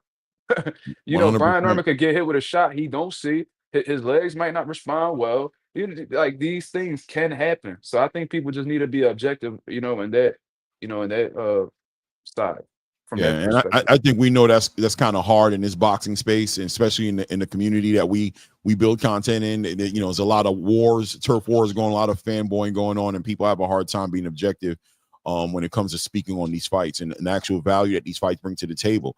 So, okay, but look, okay, so we know Devin Haney brings the pedigree. We know he brings the experience, and we know what he can happen. And there's some areas that we're just going to have to wait on fight night to see exactly how 147 pounds treats his body, treats him as a fighter. Is he a stronger fighter, a faster fighter that you alluded to that he might be able to become? What kind of fighter will he become?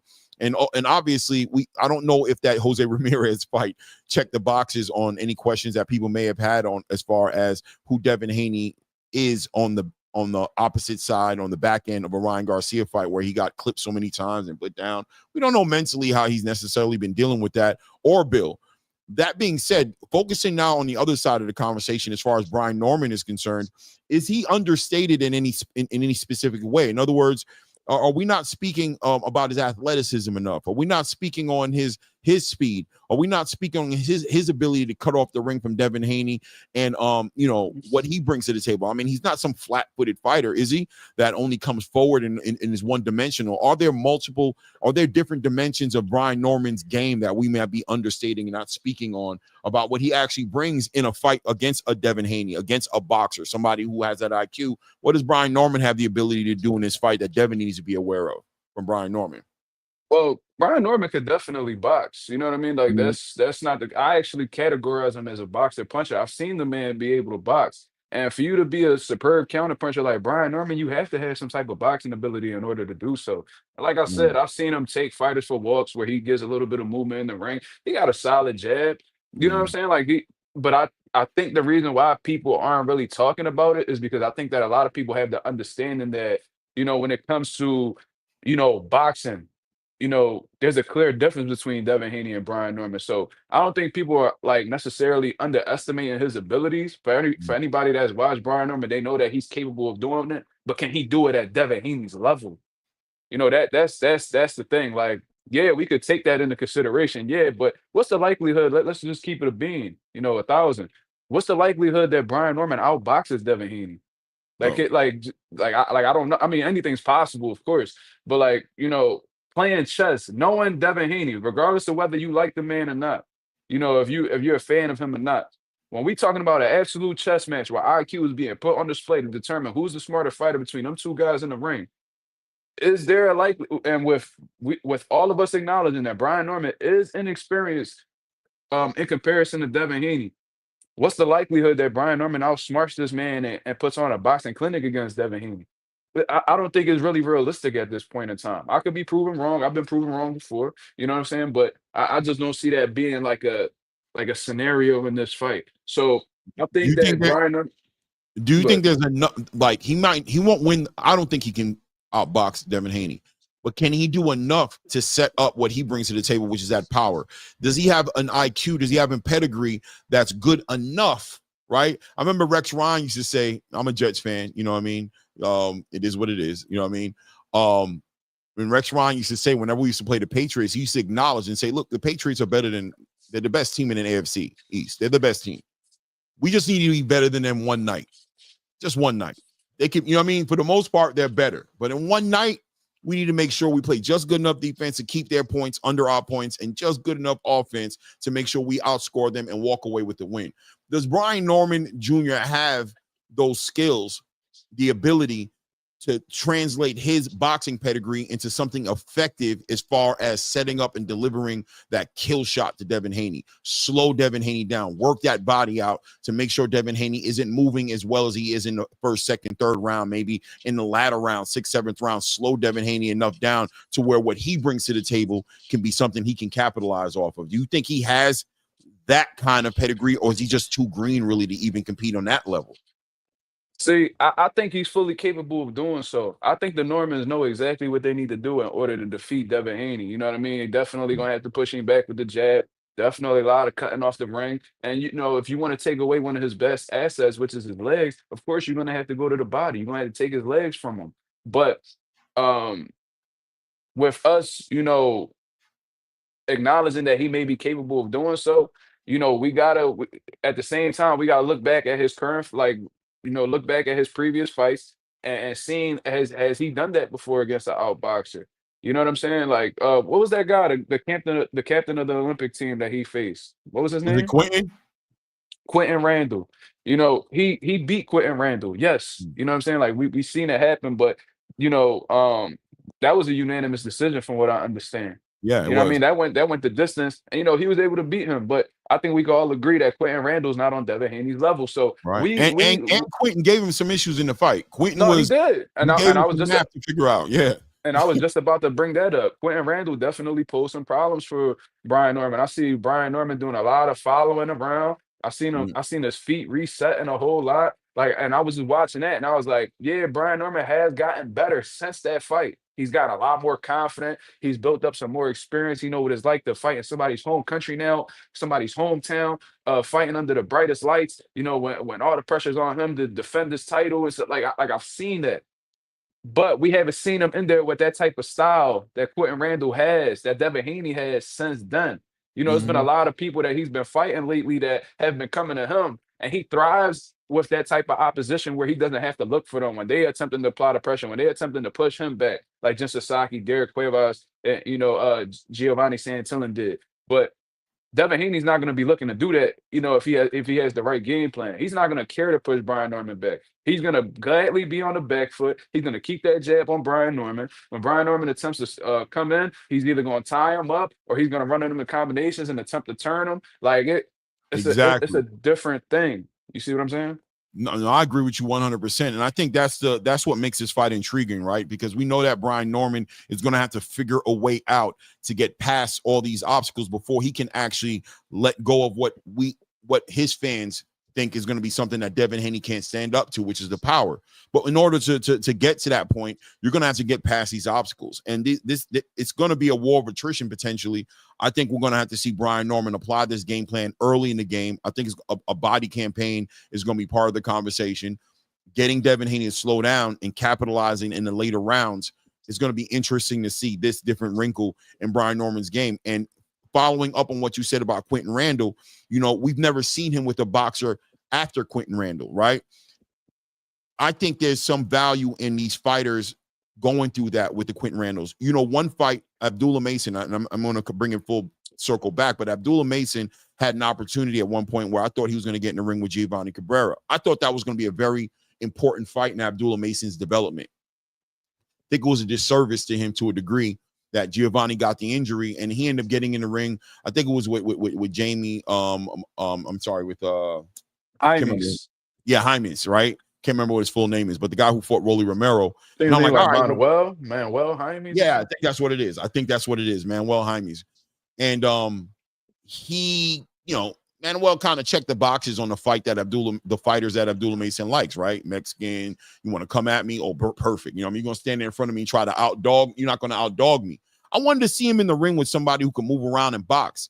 Nakatilia may have a little bit shown that, but was a little bit more on his back foot, more than being slick as I thought a Giovanni Cabrera would be. So that area in the conversation is still there as far as a box that needs to be checked with Abdullah Mason. Bringing it full circle, and I was hoping to see Devin Farmer test Floyd Scofield that way.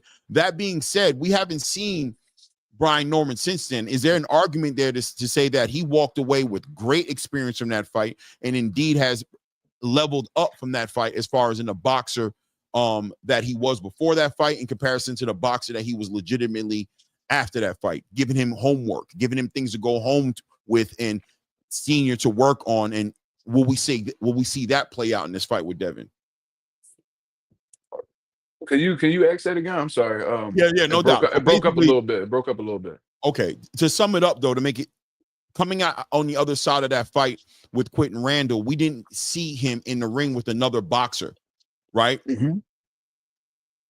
Could he have developed into a even better boxer since fighting Quentin Randall? And we just haven't had an opportunity to see it yet because he hasn't been in the ring with another boxer.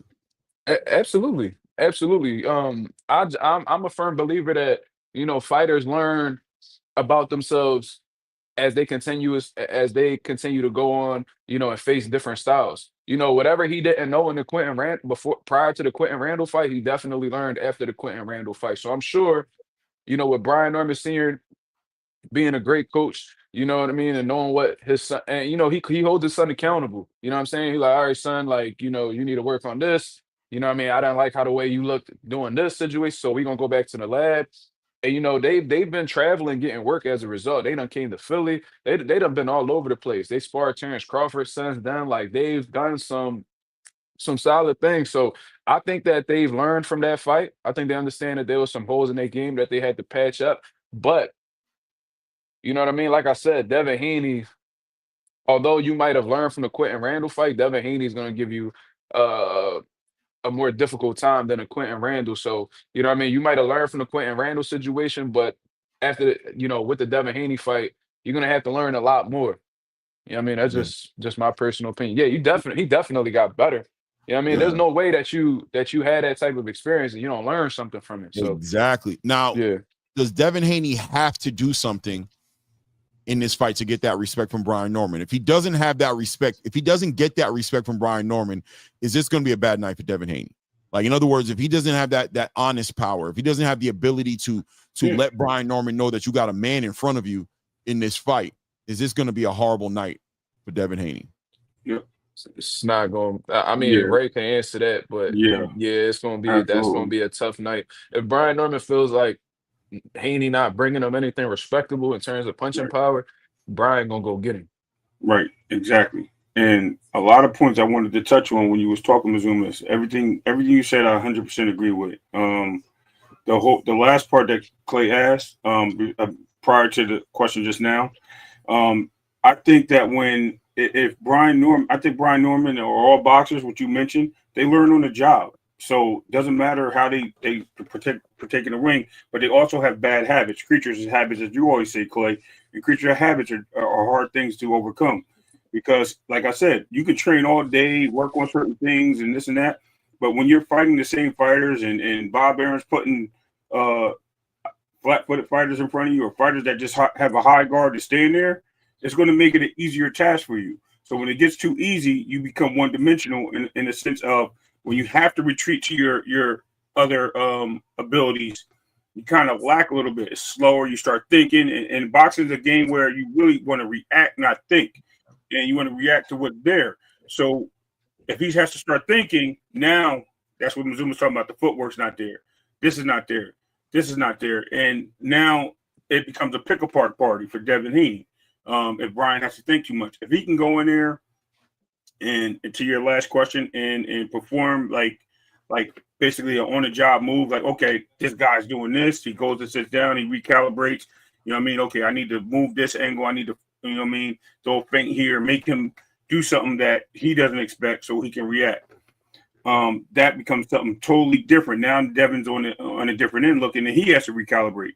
What I did notice, though, and I don't think a lot of people took away from the Ramirez fight with Devin, is Devin looks like he has more than enough pop in those punches. He was throwing those combinations and those hooks in that fight and those uppercuts on Ramirez. Every time he sat down on those punches, I agree. They were stopping Ramirez in his tracks. Ramirez did not. Yeah, I seen Ramirez freezing up a little bit. Yeah, he didn't want to get in that box. He thought about what was coming. That's why he didn't throw as many punches as people wanted him to, or they blamed Devin for being a runner so much, right? Yes, he moved around, but it was the impact of those punches that Devin was throwing, because you even heard him through the TV screen. You heard those thuds. So yeah, considering nobody was there, it was right. Yeah. Right. Maybe that's it. You're right. You're right about that. Times Square, but it was Times Square, Clay. You hear noise all the time. Right. But no, in all seriousness, yes, you're right. But I think if you look at what Bill did, that whole style thing it could be mind games, man. I mean, he did certain things in every fight. He always looks to do certain things. They might have had this on the table a long time ago. Like, look, we're going to fight one of these fighters that punch hard, because they're thinking if we got you doing this, they may think you're going to be like that. And when they think that, they're going to walk into something that's going to make them rethink. And when they start thinking, we got them. Bill always is an excellent game planner. And I think in most cases that this is going to be a great fight. I have it as a true 50-50 fight based on styles. And those styles can definitely help or hurt one another, or each other, rather.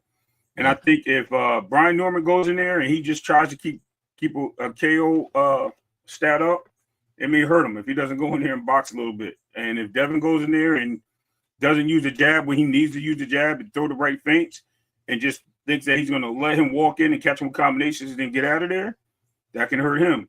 Because once Brian Norman realizes what his patterns are, that can hurt Devin. So it's definitely a chess match. This is a real chess match in this fight. Yeah, I'm big on experience, so I'm gonna give Haney that additional 5. So Oh, I got yeah, a yeah, 55. yeah. I Oh, got that's another 55, thing. Yeah. I'm right 45. there with you. I'm right there with 55, you. 45 Haney. Yes. I'm definitely leaning towards Devin. I'm leaning towards Devin because I just think that Brian Norman hasn't been in a ring with a cerebral fighter like Devin Haney, and I think trying to compete with Devin Haney, you got to have the right balance of cerebral energy as well with that will to press forward. And I think Brian Norman checks the boxes on the will, but when you fight a fighter like Devin Haney, you can overthink too. He's the type of fighter that's so good, you can get caught up in overthinking, and we could watch a little bit of a paralysis of analysis happening with Brian Norman, and that could hold back or slow him down on his reaction and his ability to deal with what's going on in there.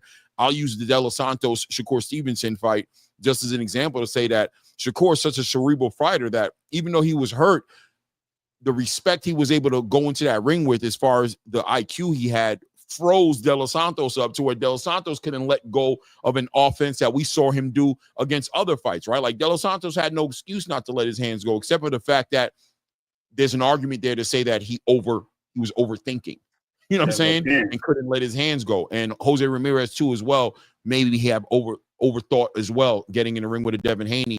Brian Norman is going to have to take, I think there's going to be points in the fight to where Brian Norman is going to be willing to say F it, right? Yep. I'm not going to get the timing down, right? I'm not going to get the timing down. I'm trying to get with this guy on his boxing level and set things up and read him and process data and get his timing down to where I can move a certain way, but it's just not going to happen for me. He's just too, I'm going to have to say F it. I'm going to have to take some shots, make some sacrifices, maybe look dumb sometimes, but have faith that if I'm able to connect that shot, I can hurt him and then be able to set him up. But at the same time, there are going to be times in the fight where he's going to have to dial back on the risk.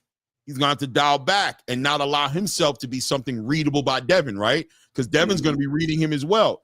It's going to be interesting to watch this mental warfare take place. You know what I'm saying? Inside of this match. And I think people miss how intriguing these intangibles that we're talking about today are and why this fight is so interesting and a potential a fight of the year candidate potentially at the end of this fight. Stylistically, this fight has a lot of room to be real exciting. I'll land the plane there on this conversation with Brian Norman and Devin Haney and move on to speaking a little bit on this whole entire Edgar Berlanga, Hamza Shiraz conversation, Shakur Stevenson, William Zepeda. And I even want to get in on the undercard a little bit. Subriel Matias, Alberto Puello, Puerto Rico, right? Versus the Dominican Republic, and also talk about this David Morel fight as well. Let's start with the Hamza Shiraz Edgar Berlanga fight, right? Guys, Edgar Berlanga bet on himself, right? If Edgar Berlanga can't do nothing else, that boy can talk that ish. He get on that mic and he talk it like maybe not too many people in the space can talk like him, right? But Edgar Berlanga, at the same time, a legitimate threat for most people he gets in the ring with, high knockout ratio. We can recall to a point in time where Edgar Berlanga was knocking everybody out in the first round. But it does seem like once the competition went up on Edgar Berlanga, once the level of competition started to come up, he started to look a little pedestrian, started to get a little dirty, biting, hitting below the belt, unsportsmanlike conduct, to say the least, that we've seen from Edgar Berlanga as he's reacted to and dealt with that kind of adversity in the ring. An emotional guy. But he had an opportunity with the right management from Keith Connolly and with Eddie Hearn. They got him in front of Canelo Alvarez. He went 12 rounds. Since then, has been moving on this momentum of the idea that even though he lost the fight, that he got this respect and uses it now to where he feels like he's an A-side to 9 out of 10 conversations. He's going to be in the ring with the Hamza Shiraz. Up until his fight he had with Carlos Adames, I'm interested in your guys' perspective on who you thought Hamza was and how much has your perspective and outlook on Hamza changed since that Carlos Adames fight. Do you give any precedence or any type of weight behind the idea that he was depleted and he stayed in the division too long, or that he had injuries going into that fight? Or did that performance against Carlos Adames skew your whole entire perspective on who he is as far as Hamza Shiraz is concerned? How do you feel about this fight at this point, going into this fight? Well, I'm gonna say this. I thought Hamza Shiraz lost to Carlos Adames. That's just my personal opinion. I thought that Carlos Adames, he applied effective pressure. Defense was on point. I thought he landed the cleaner, more effective shots on Hamza Shiraz, and it just seemed like Hamza Shiraz was just trying to keep Adames up off of him for the majority of the fight. So I personally thought he lost that one. Now, only him and God knows why he performed the way that he performed, whether it was injuries or being depleted or whatever the case is. Maybe it was a combination of both. But and I'm not sure if Hamza Shiraz knows exactly why he performed that way, because once I see somebody have a shaky performance and they leave their trainer or whatever the case is, and they switch the whole team around, it seems like there's a little bit of uncertainty. It seems like they blaming they trying to find out whatever it is so they won't come to that mistake again. You see what I'm saying? So just looking at the stylistic matchup, man, Edgar Berlanga is dangerous. I don't really rate his IQ to be like on this superb level. I honestly feel like Hamza Shiraz is the more intelligent fighter, but he is moving up a weight against Edgar Berlanga. And if we can't give if there's one thing we could say about Edgar Berlanga is that he could crack. You know what I'm saying? And he's explosive. You know what I mean? I think he has underrated hand speed, in all honesty. And he could hurt you with either hand, whether it's the right hand or the left hook. And if he catches you clean, he could change the whole dynamic of the fight. So I've never seen Hamza Shiraz's chin really be put to the test. But if he gets into some 50-50 exchanges with Edgar Berlanga, that could put him in a really dangerous situation. This is going to be his first fight in the super middleweight division against, somebody who's I guess making a name for himself in the super middleweight division. I'm not going to necessarily say that Edgar Berlanga is like at the top of the super middleweight division, because outside of Canelo, I do feel like his resume doesn't really have any notable names. So I can't really sit here and call him a top super middleweight in the division. What I can say is that he's a recognized name in the super middleweight division. So I think this is a good test, for both guys. Hamza Shiraz, taller, rangy fighter who definitely has some crack. And, Edgar Berlanga has shown to be put on the canvas when he gets defensively irresponsible. So I think that Hamza Shiraz is a threat to Edgar Berlanga, just like Berlanga is a threat to him. And I think that's what makes it a competitive fight. I don't know how the fight goes, in all honesty. I think it all depends on Hamza's approach. I think that if he gets a little bold in there, he could get clipped. But if he stays, behind his box and it just stays disciplined defensively like Andy Lee should have him, then I think that he could possibly, get a decision against Berlanga. Yeah. Speaking on Andy Lee, I mean, how much value do you think he brings? Do you think this was a great addition for Hamza Shiraz? Do you rate Andy Lee as one of the top up and coming trainers right now in the space, being that now he has, Joseph Parker and, he's working with Ben Whitaker and now Hamza Shiraz? You think this is like a big, a potential needle mover for Hamza Shiraz bringing in Andy Lee? It can be, because I never really sat there and really watched Andy Lee. I don't really know like his philosophies and what he prioritizes as a trainer, so I can't really speak on him too much. But just based off of his stable and who he has, you said he has Ben Whitaker. You said, what was the other name? You got Joseph Parker, and he's been in Joseph the corner. Parker. He's done corner work for Tyson Fury as well. Oh, yeah, I definitely seen him do work with Tyson Fury. So, if all these elite guys are coming to his stable, it's because he knows something. So, Andy Lee I remember watching him fight. You know what I'm saying? So, he had some good skills. He got a stable full of fighters that, have skills as well. Joseph Parker, he's at the top of the heavyweight division. Ben Whitaker, he's making a name for himself and slowly moving into, the contender stage at light heavyweight. He just avenged like that one controversial fight that he had. And then adding Hamza Shiraz, that just lets you know that a lot of people believe in Andy Lee, and he got the recipe to develop some great up and coming talent. So why not, take your talents over there with, Andy Lee, especially if you feel like the trainer that you had prior to you wasn't, suiting what you needed in order to get to the next level. No doubt, man. Salute to the new people in the building. We got Coach Eddie in the building. We got Ant McQueen in the building. We got Ross Clot in the building, man. Salute to you guys. I see you in the back, Anton. Give me a minute, man. I don't want to over pack the panel up, but hope everybody's doing well in the building. Ross Clot, I know you was in there for a minute, then you disappeared, and now you're back. How you doing, brother? Oh, I'm just chilling, man. I was just listening, and I agree with everything you guys was talking about earlier, and with the Berlanga fight. I agree 100%. Yeah, definitely, man. I think it's going to be interesting to watch how Edgar deals with the potential frustration that I think Hamza could present to him. I think Andy Lee's smart enough. I've heard him speak on what he thinks about Edgar Berlanga. He gives Edgar Berlanga a lot of respect, but he does believe that he's an emotional fighter, which I agree with him on. He believes that, he gets in his feelings, and when he gets in his feelings, he kind of goes rogue in that ring a little bit. He kind of goes off the game plan and does his own thing. So I think it's a good argument to make that Hamza Shiraz brings those physical attributes, some long arms. He's taller. He has a great jab. He has a decent right hand as well. He can cause some frustration, some issues for Edgar. I think Edgar is going to have to dial it down. We're going to want to see some stoicism from him, some poise about him that allows him to weather these storms and wait for these opportunities to come back around, and also buy into whatever game plan him and his team came up with going into the fight, right? That I'm sure didn't involve the emotions that he brings to the table. So I think it's going to be a cerebral fight, and I'm going to be watching Andy Lee move the needle in the corner as much as I'm going to be watching Hamza Shiraz execute inside the ring against Edgar Berlanga. Shout out Aunt McQueen in the building. How you do today, brother? I'm doing good, man. Appreciate y'all guys as always. Yeah, I gotta agree about Edgar. I think Edgar is definitely dangerous, powerful. I believe it was Mark that said something about the hand speed, which I agree with. And I think he actually got a solid jab too. The one thing I noticed about it though is that it's not really much of a table setter. That's the one thing that really perplexes me about Edgar Berlanga. It's like you got all this power. At what point do you cultivate your IQ and your creativity?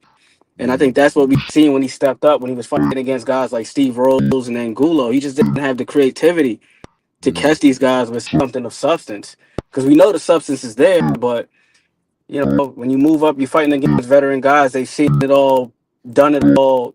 Power is not enough. You got to be able to catch them with something that they can't embrace for, something they don't see.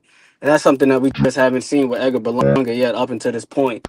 And then another thing, too, is just defensively. Sometimes he gets very stuck in the mud.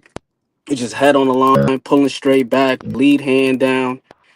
So I'm a little bit concerned about that. Hamza Shiraz, oddly enough, my appreciation for him grew after the Adames fight. I felt like Adames got a raw deal because I thought he boxed magnificently in the back half of the fight. But when I rewatched the fight the other day, the first half, Bronco is having an extremely difficult time closing the gap on him. And I thought that Hamza Shiraz did a really good job of boxing on the move.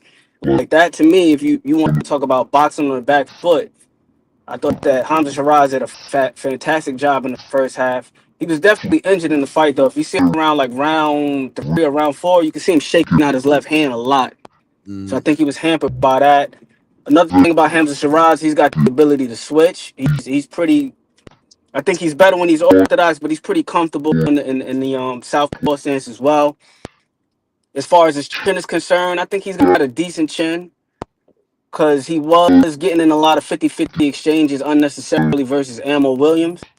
He got the better of most of them, but he got rocked a couple times and he weathered the storm.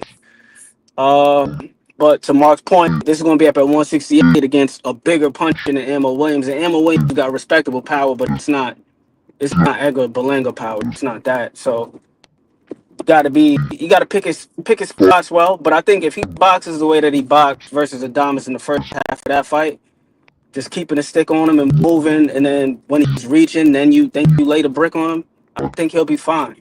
I think he could box comfortably, and then I think also he's got a little bit of understated power himself in this matchup.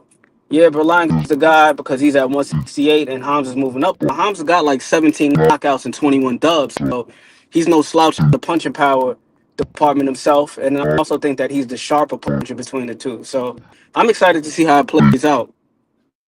Man, I love it, man. Shout out to the panel, by the way. I love the idea that you guys come up here and really bring your best to the panel as far as contributing to the content. I love it so much. I walk away learning so much from all the different perspectives, and I appreciate you guys. I mean, if you save it for this panel, I appreciate you. If you do it other places, that's what's up. But when you get up here, you never short sell me, man. It's always full capacity, full speed ahead. Great content from you guys, man. Salute to Coach Eddie in the building. Coach, how you doing out there in Atlanta, man? How's the weather treating you? Oh, I'm good, brother. Back from my cruise, man. I'm glad to be home, man. So when I went on a cruise with the whole fam, 3 teenage girls, so glad to be home, man. Still trying to recover from get my land legs back. You know, you be on sea, you kind of be all rocky and stuff when you come back. So I'm getting better, man. I get my land legs back. But I just want to maybe rewind this real quick. Sure. I want to touch on something. I played ball. I was an advocate ball player. Basketball, love basketball. So when I wanted to get good, I didn't go to the suburbs. I didn't go to the indoor gym. I went to the hood where you couldn't call fouls. There wasn't no touch fouls. You had to shoot for everything. If you did call a foul, it would be an argument, or somebody would say false call, or you had to shoot for it. I say all that to say this. We get caught up, and I'm not talking about people on this panel, I'm just talking about in general. I think people get caught up too much on accolades and belts. Because just because you got a belt, that just means a lot of times you got an opportunity. And a lot of these champs are weak champions. They're titleists. They're not champions. You're not fighting champions. You're not fighting long-range champions. You're fighting belt holders. So if you get the right opportunity against the right belt holder, you can become a champion. You can also become an undisputed champion. Now, you look at a lot of these guys' resume. You look at Devin Haney's resume. Devin Haney hadn't fought that many black guys. Keep it 100. He hasn't. Mayweather didn't fight that many black guys. Every time he fought a black guy, it was a tough fight. Chop Corley had Mayweather dizzy. Guy named the Drunken Master. Mayweather said that's one of his hardest fights. The dude had an upside down record, but that dude was tough. So Devin Haney had a lot of Lopez's, Garcias, Ramirez's, and whatever on his resume. Not that many brothers on his resume. When you fight another brother, you deal with a level of athleticism they can match. They can match your crossover. They can match your pull-up jumper. They can do the spin move. They can do everything that you can do. That's why it's so much harder. That's why a guy like Jack Johnson, they didn't fight that many black guys. They fought white guys because they know the money was in fighting the white guys. Only thing you gonna get fighting the black guy was a hard fight and not that much money. Now the game has changed to the level, but I mean, I'm just saying when you fighting a guy who can match your rhythm, who can match your speed, who has the same fast twitch muscles that you have, it's a different. Who had the same type of style. Why do you think guys go to the black trainer, the trainer over here in America? They want to learn the black style of boxing. So it's okay to say Mexican style. We can say that. But they come to Philadelphia. They come to New York because they want to learn the black style of boxing. You know, a lot of guys come from Europe. They want to learn how the brothers fight. They want to pick up. Who does Canelo spar with? Brothers. All the sparring partners, most of them are brothers. Either the Cubans, the guy from Philly, or the guy from these tri-state, the inner city. That's who he spars with. That's where he learned from. So there's a style of fighting that we bring that's going to make for a good fight, and that's why I'm saying the Norman fight and the Devin Haney fight is going to be a good fight just because of those elements right there. The athleticism he can match. Devin Haney is no longer the biggest guy in the room. But look at him. Most people he was fighting, he had a huge size advantage. Oh, he's taller, he was longer, he was bigger. That's no longer the case now. He may be a little bit taller than Norman, but the weight advantage is gone. The height advantage is gone. The speed advantage, I mean, it's comparable. It's comparable. You know what I mean? So it's going to be an interesting fight. And as far as intellect, who knows? I mean, it matters who you fight. Who did you do it against? If you did it against a short guy, yeah, you're going to look good. You know what I'm saying? If you did it against this, and you can say that for Brian Norman also. You can look at these guys' resume, and you can anybody's resume, you can see who they fought. And then when they stepped up or fought somebody who was on that same level, like a Nadir Albright. On paper, yeah, he should have lost, but he didn't. You know, just like when Brian Norman fought the Olympian, Quentin Randall. Yeah, Quentin Randall was an Olympian. He's a brother. He's long. He can shoot the nice jab. That would be the perfect sparring partner. I would bring him in for camp. If I'm Brian Norman Jr., I would pay this man to come in and be one of my chief sparring partners because he's going to need that when he's fighting Devin Haney. Now, is Devin Haney going to be willing to let his hands go? That's the thing. If he's not punching, he's not winning. I'm telling you that right now. If he's reluctant, if he get in there and does the Adrian Bronner, it's over with for him. He's going to have to punch. Because Brian Norman is not going to stand there and allow him to move around the ring and not engage and be a pose off, standing there looking at each other. That's not happening, man. So he's going to have to be willing to punch in order to beat Brian Norman Jr. I'm going to land my plane right there. So, Coach, who you got winning? Oh, I'm with Brian. I got Norman all day, baby. For sure. Yes, sir. If you couldn't tell, No, coach is going to You couldn't represent. tell.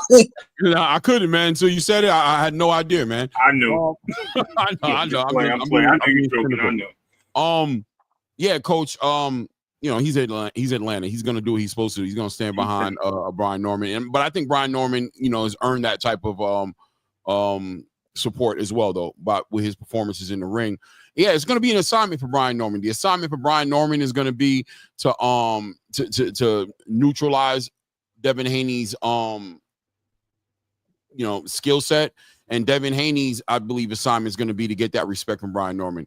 If he doesn't get that respect, like you said, let his hands go, and he doesn't have to let it go all night, but he needs to get Brian Norman. If he can get Brian Norman to show him that respect to where Brian Norman slows down and starts to try to compete with Devin Haney in a cerebral way, I think Devin Haney has the edge in that conversation. But if Brian Norman's able to press it and Devin Haney doesn't have any answers for those situations, it could be a bad night for Devin. I'm not gonna lie to you. It definitely can be. Go ahead, Ray. I know you're about to say something. No. I just wanted to ask, like, other than the early fights with the guys with bad records, and I don't want to stay on this either. It's just to Coach Eddie real quick. Besides Quentin Randall, what elite black fighters did Brian Norman fight? Quentin? Yeah, that's what I said. I said you could say it for both guys.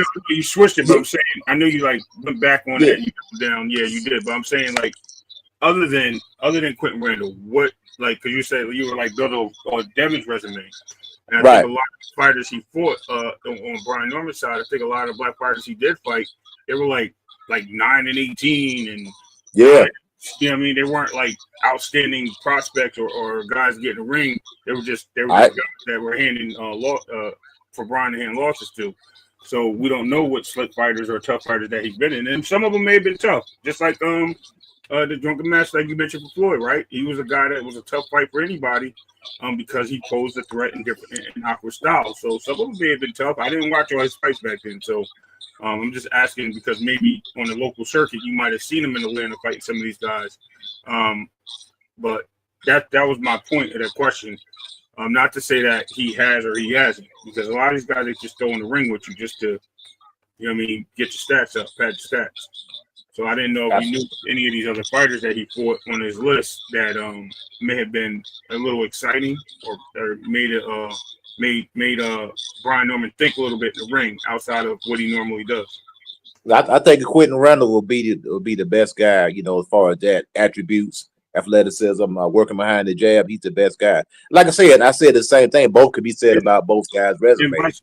Right, and I was gonna say vice versa. I mean, because other than Regis Prograde and Ryan Garcia, right? Even Ramirez, we really haven't seen him in the ring with too many punchers that pack the power or his size. Even Linares, who was the same, I think a little bit taller, if not. I think I've been questioned on this. No, same height. Ain't Reed is a black fighter? Yeah. But I'm saying other than those guys being close to size, if not his, a little bit bigger or a little bit smaller. We haven't seen Devin really in the same aspect. Beat up a guy that was a power puncher, such as what's the name besides Regis Prograde, right? And even him shocking Ryan with some power that he had that Ryan didn't know he had because he left himself open to a couple of big shots. Him popping back Ramirez, and Ramirez didn't want to let his hands go when he got in there. So I mean, it's safe to say that it's a toss up. I think we were mentioning that earlier. It's a toss-up in the fight. I mean, I'm leaning towards experience. I think being 22 in the game, there's a lot to learn. Doesn't mean I'm taking away from Brian Norman either, because I think also with that lack of learning is what we've seen. So we don't know what he's learned. So we only seen one style. So he may come out and put on a whole performance that we didn't even know he had. So I'm not going to take that away from him, but I'm just saying based on the assessment of experience, I think Devin brings more to the table when it looks on that scale. You know what I mean? Yeah. Also too, Devin Haney, we know this time around he's going to fight his fight. Yeah. I think fighting Ramirez is a prequel, in my opinion, to what we're going to see from now on with Devin Haney.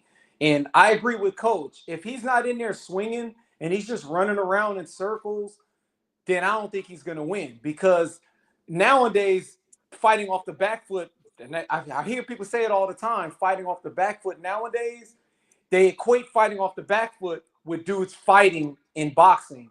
It's totally different. When you just like jittery and running around and throwing 1-2 punch, that's not boxing. Fighting off the back foot is like watching Pernell Whitaker and Chavez. Like that's somebody fighting off the back foot and still fighting. So I got to agree with Coach. Now, I'm not saying Norman's going to win, but, man, if he's in there like Ramirez, I don't think he's going to get the victory. Man, yeah. The game. We didn't dial in to I wanted the Hamza Shiraz Berlanga conversation to kind of get at a little bit, but yeah, man. Look, the Devin Haney Brian Norman fight is going to be a fight. I think it's really an interesting fight. I think boxing. And that's one thing I love of what Turkey's bringing to the space, right? Is the opportunity for the casual fans to see these competitive fights. It'll recalibrate a lot of people's mindsets on how they read and look into fights that are being made. You know what I mean? I think like a fight between Moses Atum and Dillian White, I think is an intriguing fight. I think it's a good fight for Moses Atum, or a fight between this Conor Ben Chris Eubank 2 fight. I think I'm really excited to see what's going to happen in this fight, to see the adjustments that these guys made in a fight that was, a fight of the year candidate fight. If you watch the first fight, you'll look at how close it was in many ways, and how there was separation in other ways, and what adjustments are either one of these guys going to make the difference in the next fight potentially being different, or is it going to be more so even more of what Eubank was able to put together on Conor Ben? Right? I'm gonna jump off so somebody can hop back on. Salute. No doubt, Salute, man. everybody. I appreciate that. For sure. Peace, Ross. Salute. Oh, somebody else bounced too. Maybe it was Ant. Okay. Yeah, man. So. Yeah, but with this, salute to Anton Zegler in the building. What's good with you, Anton? Can you hear me? Yeah, we hear you clear, brother. Oh no, man, I'm just listening right now. Go ahead, finish talking. I'm about to put my little baseball bet in real quick, but I'm listening. Hey, no doubt. But yeah, man. So, but Ray, any input on that Hamza Shiraz Edgar Berlanga fight? I'm looking at it as this. I think Edgar is definitely selling himself to a victory that I don't see him making. I actually think Shiraz actually steps up and takes the pie of this fight. I think he uses the jab. I think he uses a lot of feints to offset Berlanga. I think Berlanga, who's been known in as a more of a puncher, is going to be questioning himself at the end of this fight worse than he did with Canelo. I think the beatdown is coming. I think the smaller fighter in this case is actually going to have the more power. And the power is going to build up over the jabs landing. It's going to build up over the circling of the ring. I think once the footwork is there and Shiraz starts really outboxing Berlanga, we're going to see Berlanga giving up. And I think we've seen him give up multiple times in fights when he wasn't in the situation that most people that he thought he was in. You know what I mean? When he wasn't comfortable, we seen him give up. We seen him do dirty tactics and things of that nature. But I think he gives up in this fight. I think he just realizes that his payday has come. This guy is nobody, not a small fry. Not to mention, we were talking about cutting weight and coming down. Berlanga's cutting weight to come down to 168. That guy should be fighting at light heavyweight, if not cruiserweight. And that's going to be another problem. How does he deal with the situation of him cutting weight and fighting a Shiraz who's moving up in weight, which I think will be an easier task for Shiraz than it is going to be for Berlanga. So all that's going to play a part. And I think Berlanga has Shiraz has a really big advantage over Berlanga in all those situations. So we'll see how it plays out in the ring. All right, so let's go ahead and move it. Land the plane there on that. I want to talk about this Shakur Stevenson Williams Zepeda fight. Listen, man, Shakur's been on a little bit of a journey since he's hit 135, right? Kind of stalled out. A lot of resistance for Shakur Stevenson. Deals falling apart as far as negotiations with Frank Martin, as far as him trying to get the fight with Emmanuel Navarrete and trying to become a WBO title holder, a unified champion at 135.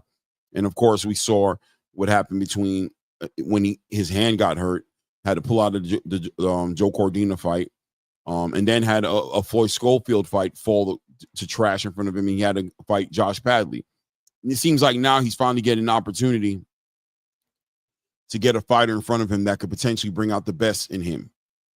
But the elephant in the room when it comes to Shakur Stevenson has always been his hands. and where his hands are going to be, and what we can expect from a Shakur Stevenson who has his hands, let's say 85% healed, right? 85 to 90% healed. Do we potentially see that Shakur Stevenson in this fight? He had his surgery about a little over a year ago. He had a fight with Josh Padley. We saw him shaking the hands again in the middle of the fight. Even though he dominated Josh Padley, we saw the hands bothering him. Well, going into this fight, it seems like he's super confident. Looks like he's ready to die inside that ring if he has to, break his hands if he has to. But he understands this is his breakout fight. This is his Jin Sasaki. This is his Tevin Farmer. This is his fight that, with the right performance, could send Shakur Stevenson into a whole different conversation, especially with 135 upside down right now with all the turmoil going on with a disenchanted Gervonta Tank Davis, with the Keyshawn Davis who's lost his title on the scale, and a Floyd Scofield obviously coming off of a performance of his life. This is an opportunity for Shakur Stevenson to really take the reins and not be a co-headliner in his next fight. You know what I'm saying? To Edgar Berlanga, to actually be a star on the opposite side of a dominating victory with Williams Zepeda. I'll go with Mark on this one. Where are you at on this fight? Going into this fight, what are you looking to see from Shakur at this point? And do you think you will see it? Oh, you're muted. Yeah. I'm sorry.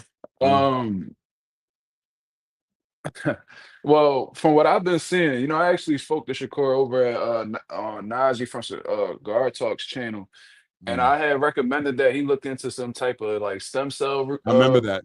alternative, considering that he has hand injuries and, just reading up on like what's currently going on with stem cells. I heard some crazy results that have, came from it. So, I had told him about that. And then I seen within a few months, he was actually, participating in things that, that could help him with, his hand injuries that have to do with stem cells. And he said that this is the first time that he's been training and he hasn't really felt any pain in his hands. So if that's the case, then this is something that may become like just a part of history, like something that's no longer relevant in terms of his hand injury. So I'm gonna just say that.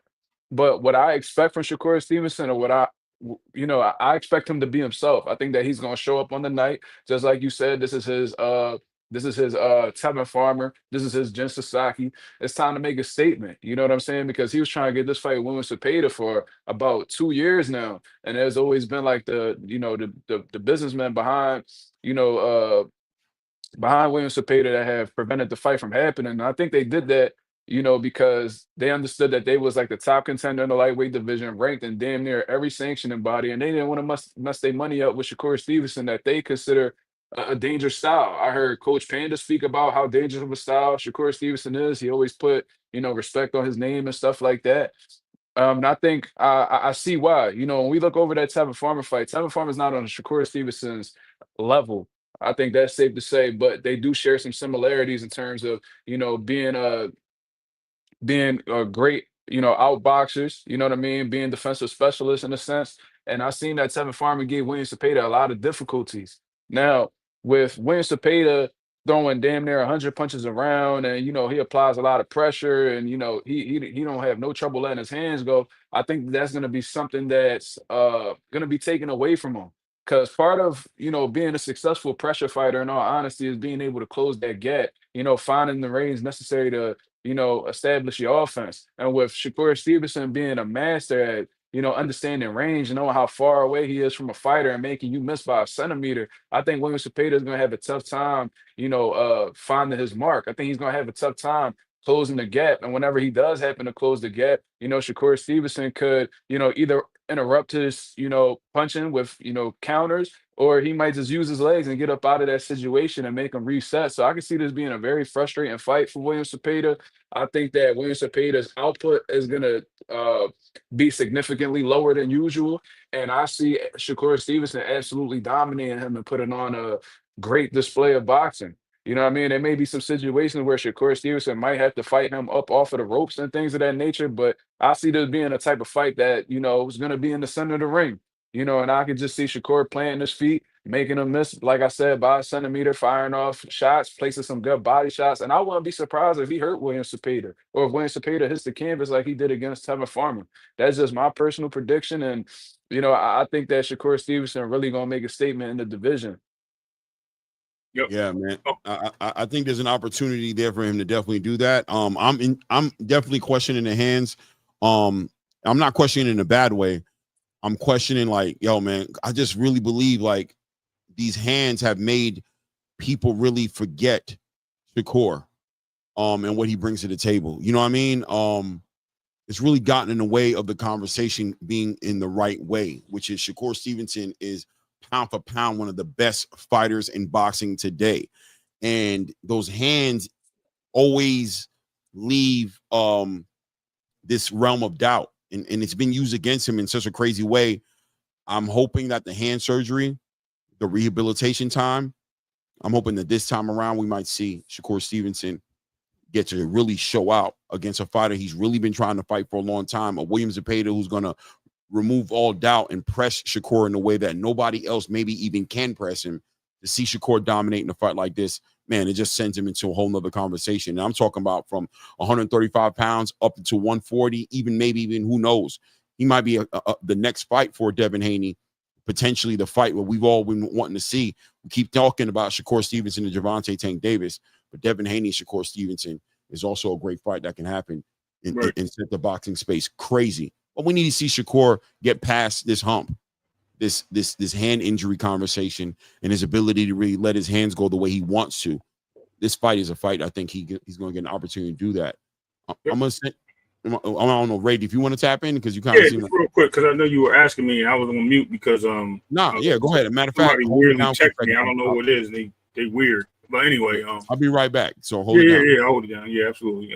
So to this point of Shakur Stevenson, I think I mentioned that. I don't know if a lot of you were on last night. I even made a brief analysis on this where I said I think Shakur is actually ready to step in. I think his hands are totally healed. I think he came back too early for the other fight where he had a little bit of issues where they were healing. I don't think it was him coming back too early. I think it was him getting into the gym too early. And I think that put a little setback. I think this extra time off has set him up with better abilities. The question is not if Shakur can beat Zepeda. Now the question actually flips: can Zepeda beat Shakur? Coming off of, as we say, the thing we remember most about boxing is you're only as good as your last fight. We just seen Tevin Farmer go toe to toe with Zepeda twice, and then just get dropped, clipped, and knocked out the box in the first round with Floyd Scofield, which a lot of people have questions about, and not 100% with Scofield Jr. So with that being said, does that has to be the questions for Zepeda now to answer? I think Shakur is going to answer the call. I think Shakur is going to go in there. I think he's going to be able to, regardless if he stays in the box with him or not, I think he's going to be able to outmaneuver Zepeda and punch through Zepeda's punches, because it looks like the power that we thought Zepeda had is not really there. It's more of the volume that wears you down. And if he's not able to wear you down and connect with that volume, and he's able to be stopped, and the best way to beat somebody is kind of like what Tevin Farmer did by smothering the punches, but at the same time, does Zepeda have the elusiveness or create the distance that Shakur creates in the square circle? No, he doesn't. So that changes a whole complexity of this fight. And the fact that Shakur may be here, he may dominate this fight either 12-0, or he's definitely going to put Zepeda to sleep. So don't be surprised if you see Zepeda on the 10 for a 10 count or a stoppage, TKO. Yeah, I think that body. I think Shakur's found a new love for that body work. It looks like he's really, 2025 has been the body snatcher year. You guys already know going into this year how I felt about that. I've been pushing that. A lot of fighters have been tapping into that body work, man. And really, you've been seeing a lot of guys get broke down in the body. And we saw Shakur do that against Josh Padley. I think he's found some love for that. And I think he's going to you're going to see him use that body campaign to kind of discourage. He's going to use that to discourage William Zepeda. And obviously, he's going to be counterpunching and discouraging him there as well, as William Zepeda tries to figure out how to get around that, constantly paying admission to get inside that mid-range space and fight Shakur. Shakur is going to make sure he makes him pay every single time he comes in there. But I think that body work as well is something that we could look forward to seeing compound into something real bad and diabolical for William Zepeda in those latter 7th, 8th, 9th round, 10th round situations where we'll start to see that as Teddy Atlas would say, that investment in the bank start to becoming something that Shakur be able to recoup on, right? To pull those profits off those intelligent early investments in the body. Coach Eddie, how do you feel about going into this fight? I mean, you know what Shakur can be, but we know what's held him back at this point. You know, what's Yes, really sir. been held against him. What do you thinking going into this fight against Williams and Zepeda for Shakur? Well, for Shakur, I got him by TKO stoppage, man. I think he's going to make a statement. I think one thing I think is going to help him is he has a little bit more freedom now, because when you're seeing your peers struggle, it kind of frees you up a little bit. It's kind of like it's okay to take a little bit of damage. You know, we seen Tank struggle with Lamont Roach. A lot of people thought he lost that fight. We seen Devin Haney struggle his last out. He won the fight, no doubt. 11-0, 11-1, something like that, 12-0. If you want to say it's a unanimous decision, 12-0, fine. But he didn't look the best. We seen him struggle with Ryan. We all seen that.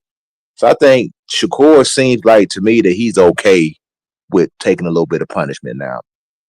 I think he's going to get the job done. I think he's going to do like a Floyd Arturo Gatti type of performance, man. He seems like he's willing. His mind, the way he's talking, the way he's looking, the body language, seems like he's willing to sit there and try to get this guy out of there. I think Shakur is going to try to get Zepeda out of there. I really do. I think he's going to push for the knockout or TKO stoppage. I really think, and Shakur, he has underrated punching power. He can punch when he wants to. If Shakur sits down on his shots, he has punching power, man. He really does.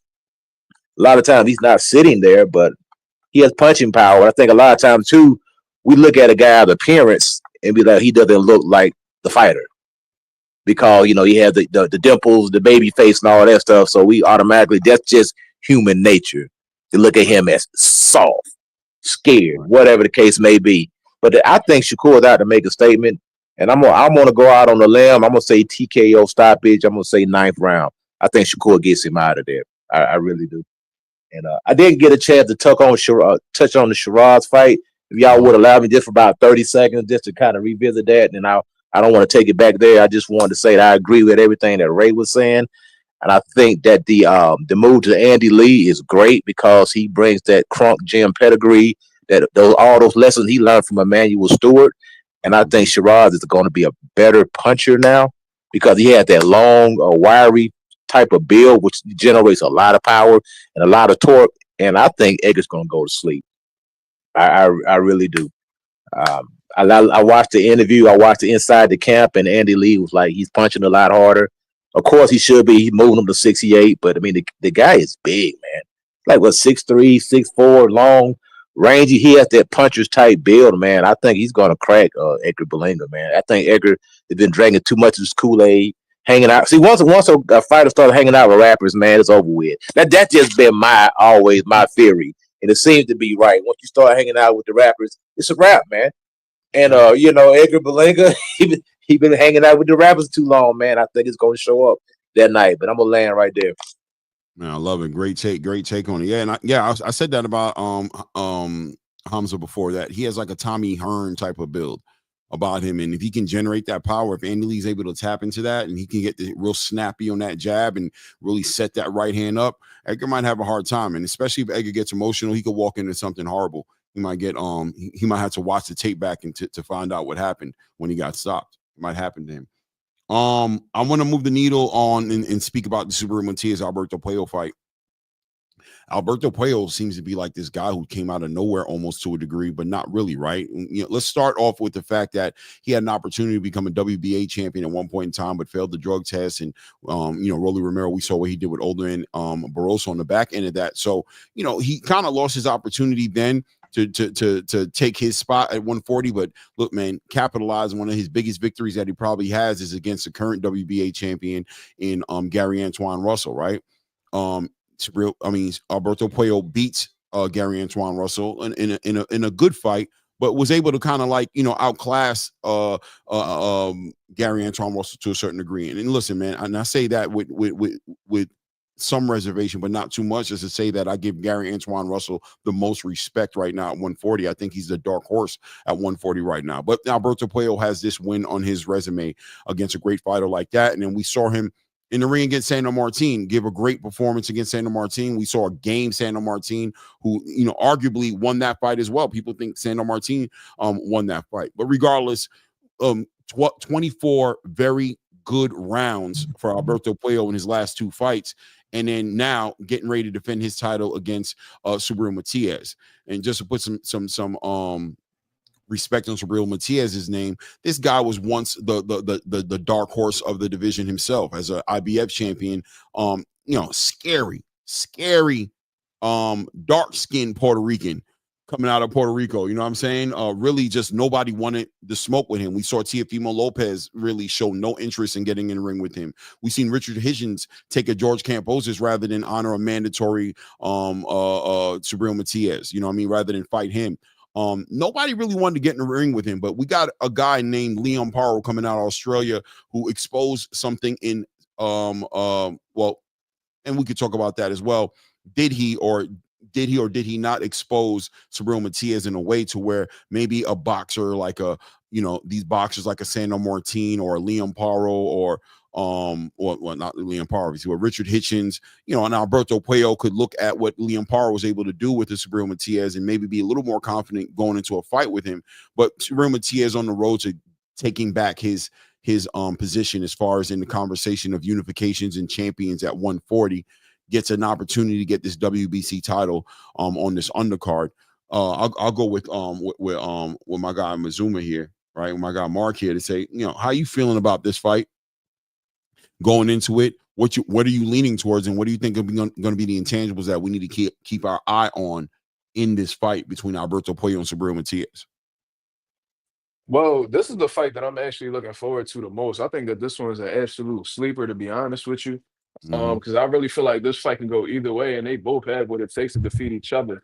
For one, Albert Puello, when you really assess his style, I mean, he's tall, he definitely got some range in comparison to Subriel Matias, and he likes to stand his ground and he likes to counter people. You know what I mean? I really feel like he likes to punch in between shots, and that's dangerous to Subriel Matias because I look at Subriel as like somebody who really builds off of momentum. You know what I mean? It's like once he gets the ball rolling, he just gets stronger and stronger, and then he literally does everything he can to beat you into submission. You see what I'm saying? So that's, with Albert Puello's punching ability, he could really throw off Subriel Matias' momentum, and he might not be able to really establish his offense as a result of Puello effectively counterpunching him. You see what I'm saying? On the other hand, when I look back at that Sandor Martin fight, which, when I first watched it, I had Sandor Martin edging Puello just a little bit. You know what I mean? I thought it was like a razor-thin victory on Sandor Martin's part. But when you really assess that fight, Sandor Martin was actually like, closing the gap on Puello and punching to the body in combinations. And, Puello, he was just behind his tight guard and was just absorbing the punishment. And I'm like, whoa, I was like, when I really went back and watched it, I said, I hope he doesn't plan on doing that with Subriel Matias because that's a totally different ball game. That's somebody who has extremely heavy hands and, he thrives on, placing body shots and, really getting that work rate up on you and, really just letting his hands go, viciously. You know what I'm saying? So when I could see how Subriel could beat him. Subriel could definitely close the gap and, just walk him down, pressure him. And Puello doesn't have the biggest pop on his punches neither. You see what I'm saying? So I don't know if he has the power to really discourage Subriel, but then he has the boxing ability to disrupt, Subriel's style as well. So I think that's why it's a great fight. I personally believe that Subriel is going to break down Puello. I think the pressure is definitely going to get to him and the accumulation is going to add up. And I could really see Subriel stopping Puello, but at the same time, I could see Puello, probably getting a split decision victory as well. But I'm leaning towards Subriel. I think the pressure and, his volume punching is going to play a key part. And I think Puello's lack of power is going to give Subriel that, encouragement to press him. No doubt, man. Coach Eddie, where you at on this fight, man? Have you looked at it? Yes, sir. I'm very interested in this fight, and that was a great quality breakdown that Mark just gave, man. Like I say, it's one of those fights where he's like scales are teetering. You know what I mean? One day you may feel one way, then the other way. Other day you may feel another way. It's one of those fights. Monday you may have Puello. Friday you may have Matias. You know what I mean? The Puerto Rican assassin, so to speak. But great fight, man. Quelo, he really surprised me. He showed me some in that Gary Antoine Russell fight. For one, I thought that Gary was going to be able to get the job done, but he boxed beautifully in that fight, man. And showed that he has a multi layers of boxing ability. And I think the best is yet to come, man. I think he's probably going to edge it out, in my opinion. Could be definitely wrong because Matias is definitely a force to be reckoned with. You know what I mean? He's a tough out for anybody, man. He brings a lot of pressure, a lot of intangibles. Tough guy, good puncher, body punching. Etc. Can't say enough about this guy. It seems like Puello has a deeper bag, maybe a little bit more tricks up his sleeve. And I think we're going to see some of those tricks. He's going to have to use them because I think the experience with the Russell fight, I think that will help him in this fight because he did have a pressure fighter, a guy that smothers himself sometime. And Gary Antoine Russell, that's my only really criticism with him, that he does smother himself at times. But he seems like he has corrected that or he gotten better at it, so to speak. His last out, he looked very good in his last out. So I think Puello has an underrated boxing ability, man. The guy really can box, man. And I really didn't know much about him until the Gary Antoine Russell fight. I said, hey, who is this guy right here? And I started looking at this guy, and that's the beauty of boxing. We get to find out about people that we don't know about. We always get hung up on the big names and stuff, but there are a lot of guys out there, man, that are always punching the heavy bag. I don't know if you said or I was on another channel, but they said basically there's always somebody out there that's punching the heavy bag. And I heard one guy say there's a guy that you never heard of in the gym that will beat your brains in. Yeah, and that's how boxing is. A lot of times it boils down to opportunities. I think Puello has gotten a lot of opportunities, and he showed up. He passed the test. Every time he's out, he passed the test. So I think it won't be anything different. I'm going to say 55-45 Puello. I think he's going to outbox him. Maybe 8-4, 7-5. I'm going to go with that. Wow. Where you at, Ray? How you feel about this? How do you follow these two gentlemen up, man? How do you follow this argument? It's not even an argument. Let's be clear. It's not even an argument, but the points they both made are so 100% facts, right? Profound, right? Right. Thank you. That's the word. Yes, profound. And I'm going to have to lean towards Puello. I'm going to lean towards Puello for a certain reason. 24-0. This guy's been in there with everybody. Was a WBC champion at the 140 division, right? Super lightweight. Prior to losing his belt on due to extra activities in your system, as they say. So this guy has been nothing but a road warrior champion. Alberto Puello was in the WBC champion before, was he? Yeah, he was WBC champion. They stripped him of the title. I didn't know that. Yeah, he lost the title. But this guy has Wait. So he got caught up twice, or was it the same thing? Was he a WBC champion going into that fight with Rolly?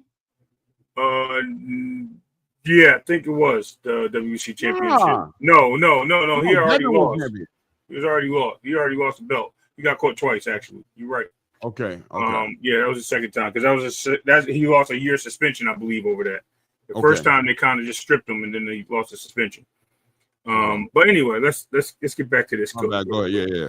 No problem, because I'm losing time on the clock. Clay, hold on. Do your thing, man. So listen, Puello, right, who shocked the world by beating Antoine Russell, by beating him, shocked the world. But nobody really understood who he was or where he was. They mentioned that he had a very good range. He's a good boxer, things of that nature. He had a setback with Martin. I'll tell you why he had a setback, because he didn't believe Sandor Martin was the fighter that everybody knew who Sandor Martin was, because of the way he fought Tio. They just thought it was a fluke or whatever the case may be, even though he had to fight after that too. No one expected that. The guy's been circling around 140 for a long time. And like I said, he's a lifer there, right? So he's been doing his thing. He knows the division. He knows how to use the ring very well. And I think where it comes down to the distance difference between him and Matias is a guy that if he can't cut off the ring and sit down and hit you with those strong punches all day, like Mark alluded to, he's going to be in trouble. I don't think he cuts off the ring. I think that Martin fight put some new footwork on Matias too many people. Puello. I think Puello gets back into his his mode of staying on the back foot, using a jab, keeping Matias out of that zone, and not letting him get comfortable. Because but it seems that his boxing IQ is a little higher than a lot of people give him credit for, and I think that's what comes down to this fight is that boxing IQ. I don't think Matias has that boxing IQ that Puello has. I think he has killer instinct, and I think the difference between the killer instinct and the boxing IQ is one is thinking what he can do when he's doing it. The other is thinking how I'm going to do it. And when they're thinking how, they're only thinking of the worst ways. They're not thinking of anything coming back. They're not thinking of anything challenging them. They're just thinking walk forward, get through the door, and then I'm gonna get you out of here. Whereas the other guy is looking for survival. And survival is always the case when people are trying to win. Survival kind of helps a lot. Now, hopefully we don't get the Tom and Jerry, right? Hopefully we don't get that, and we do get a good boxing match. I think if we get the Tom and Jerry effect and they slow that down, the WC slows that down and keeps them in the middle of that circle, Matias has a strong chance of winning. But as far as it becomes to a fight, I see it very similar to the way the Antonio Russell fight played out, as Coach Eddie alluded to. And I don't see Matias doing anything with the guy that's taller and more rangier. I think that's going to be a problem for him. Love it. I love it. I love it. I love it. I love it. And we got one more. And then, I mean, listen, I could do this. I got a lot of stuff to talk about. So if y'all got the time, I definitely will. But I'm trying to respect everybody's time and make it count. I want to talk about David Morel. Well, first of all, as far as David Morel is concerned, on the back end of a loss against David Benavidez, have anybody – I'll start off with that question real quick here. Is David Morel lost – did you think he'd do better against David Benavidez than he did do? In other words, I don't know how to put it in question, but is David Morel still one of the most dangerous guys at 175 right now? Absolutely. On the back end of fighting David Benavidez, or did he lose a little bit of personal regard for him from you guys? I think when I'll start with that. I think he has gained more. I don't think he lost anything. Only thing he lost was that O on his record, and I think that's going to drive him to get even better. I think once you taste the defeat, I think that gives you something more to not want to taste again. You don't like that bitter taste, so you try to look forward and work harder. David Morel has always been a guy. It looked like he always played with his food, basically. He always got in the ring. He knew he was a better boxer, a strong, more powerful boxer. He didn't allude to a lot of skill sets that he had, even with David Benavidez. It looks like he came out. He wanted to set the tone in that fight, but he was unable to because what we didn't expect from David Benavidez was a jab coming forward and a guy to start early, right? David Benavidez kind of lets people get their work in first, and then he comes on late and he also just starts throwing volume. But he was literally using a jab, walking forward. Definitely caught off guard David Morel, and I think him catching David Morel surprised him. And I think once David Morel finally caught on to what he was doing, he had to go back into that boxing camp, that boxing bag, that Cuban style boxing, where he could be fleet of foot and still utilize his power.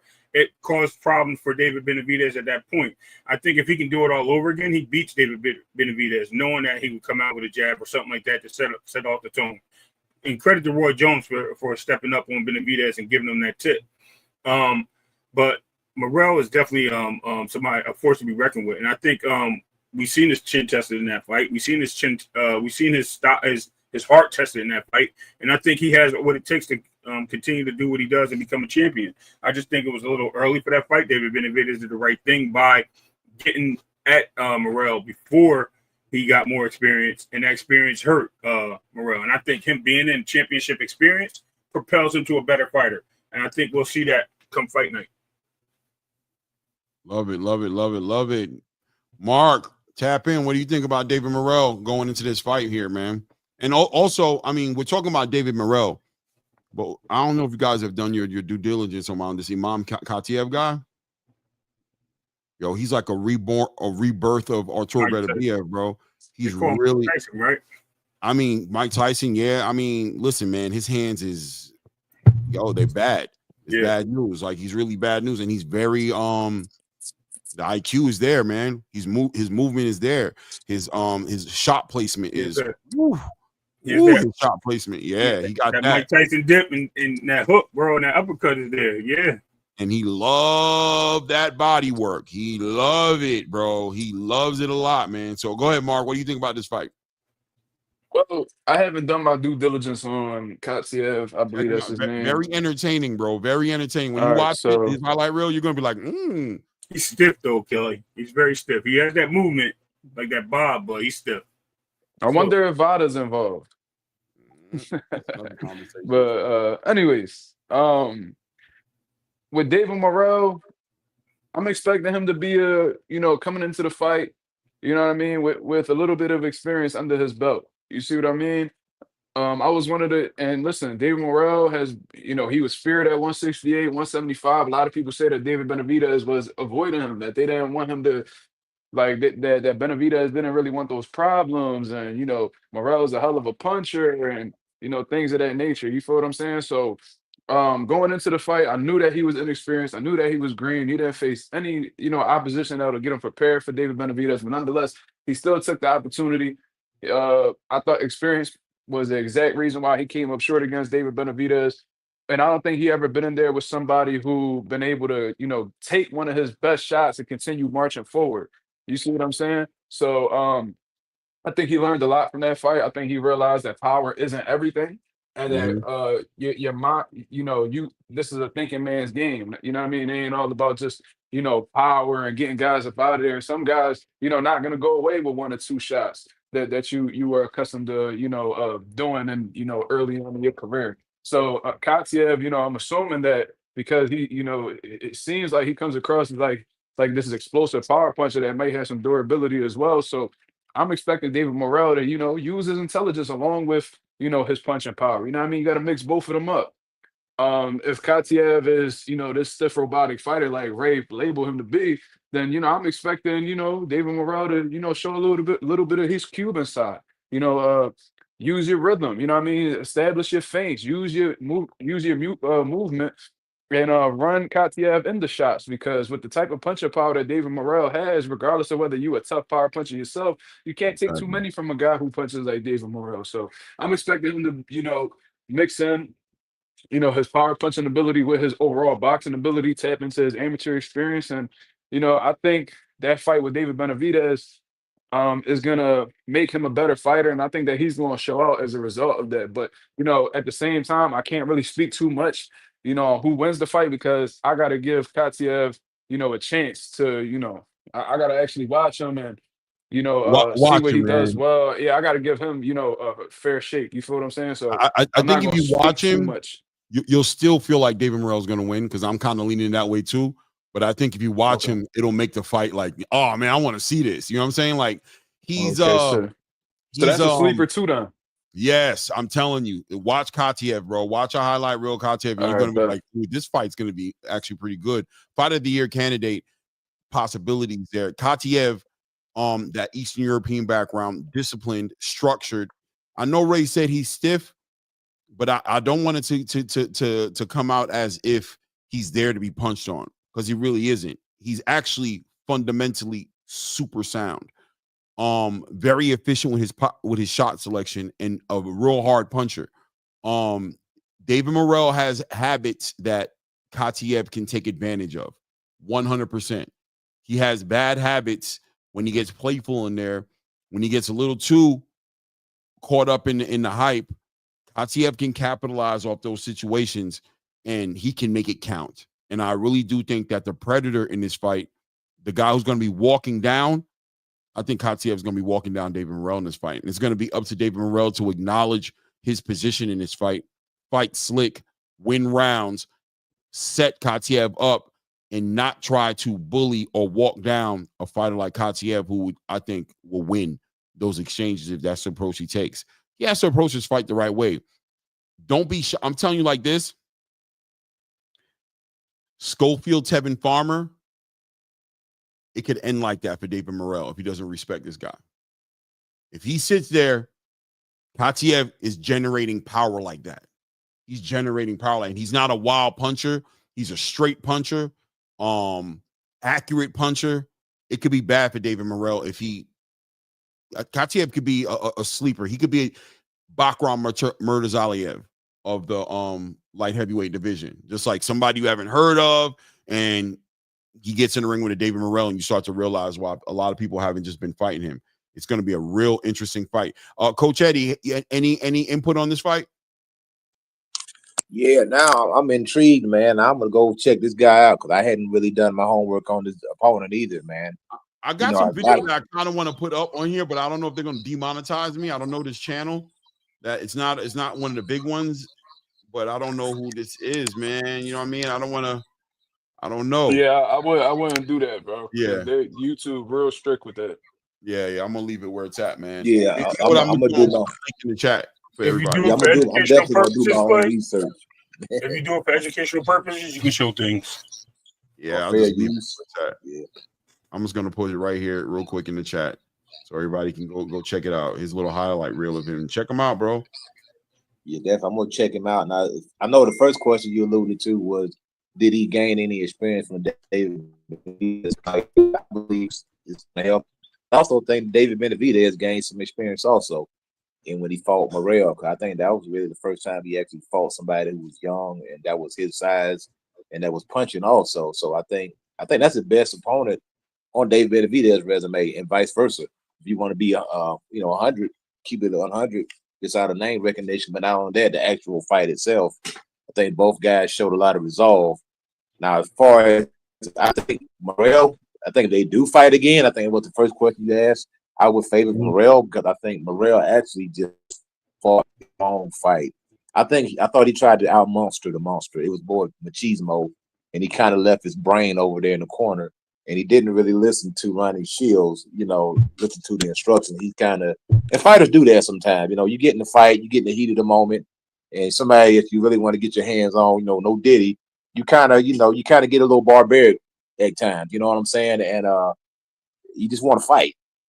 And I seen Morel take a lot of punches, just unnecessary, basically trying to prove that David couldn't hurt him. I mean, dude was literally sticking his chin out, basically sticking his head in the lion's mouth and that, yeah, I can take your best shot, hit me again.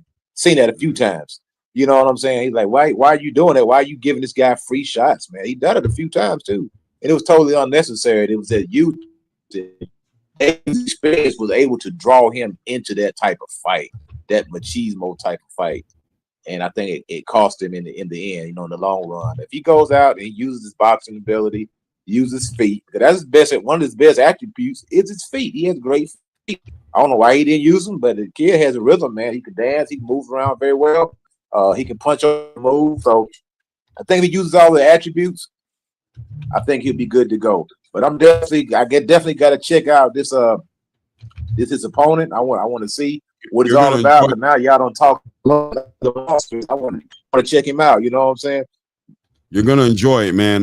He's fun to watch, man. Katiev is fun to watch. I mean, level changing, loves to stab to the body, loves to set up his combinations, big power shots off the body. You'll see him throw a jab, stick him to the body. You know what I'm saying? Come across with a hook off to the body, 2 hooks. He might come with a left, right hook, then come over the top. He throws punches in bunches, and all his punches got bad intentions on it, man. Real good pop.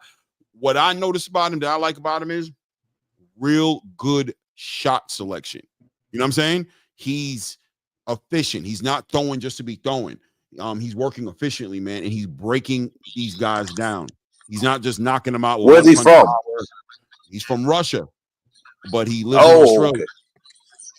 Gotcha. Yeah, man. Level changing. He'll jab up top, jab to the bottom. He'll stab you 2-3 times with a jab to the midsection, and then follow you up. He loves that body work, and his hooks are crazy. Yes, he breaks his opponents down. Again, they call him Russian Mike Tyson or whatever. Like he really got some crazy movement. I think he has a solution for a athletic David Morel, who's you know what I mean. I think he has. Agree. Right, like he knows how to slow that down. If David Morel tries to be too athletic, he knows how to slow that down. David Morel's gonna have to get respect, which he can't do. Boxing. He's going to after boxing. There's no pound for pound. Don't play. Don't play in there. Don't have fun in there. Don't do nothing stupid because he'll hit you in a way to where you won't recover. You know what I'm saying? He'll hit you with a shot that'll stay with you for rounds. with a body. You know what I'm saying? Don't let him start compounding offense on you. It can get bad for you. I'm telling you. I respect it, Teach. I'm sorry, man. It's easy is not the word with this guy, man. No, you know what I mean? Teach, watch him. I'm telling you. He's not the word, man. I think Morel wins. I think Morel makes I'm going with David Morel to win too, by the way. I think he can outbox him. I think he learned from the experience. Like, he doesn't want to lose, and I think he can adjust in a fight. I think I give him that credit. Where I think this guy's just like a machine. He's a one-way, walk down, straightforward fighter. And I think he ain't worried about getting hit while he's walking you down.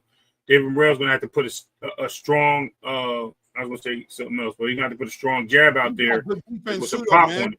With some pop on it to keep him off balance. Because if he doesn't, like I said, he got that 1, that 2, and body.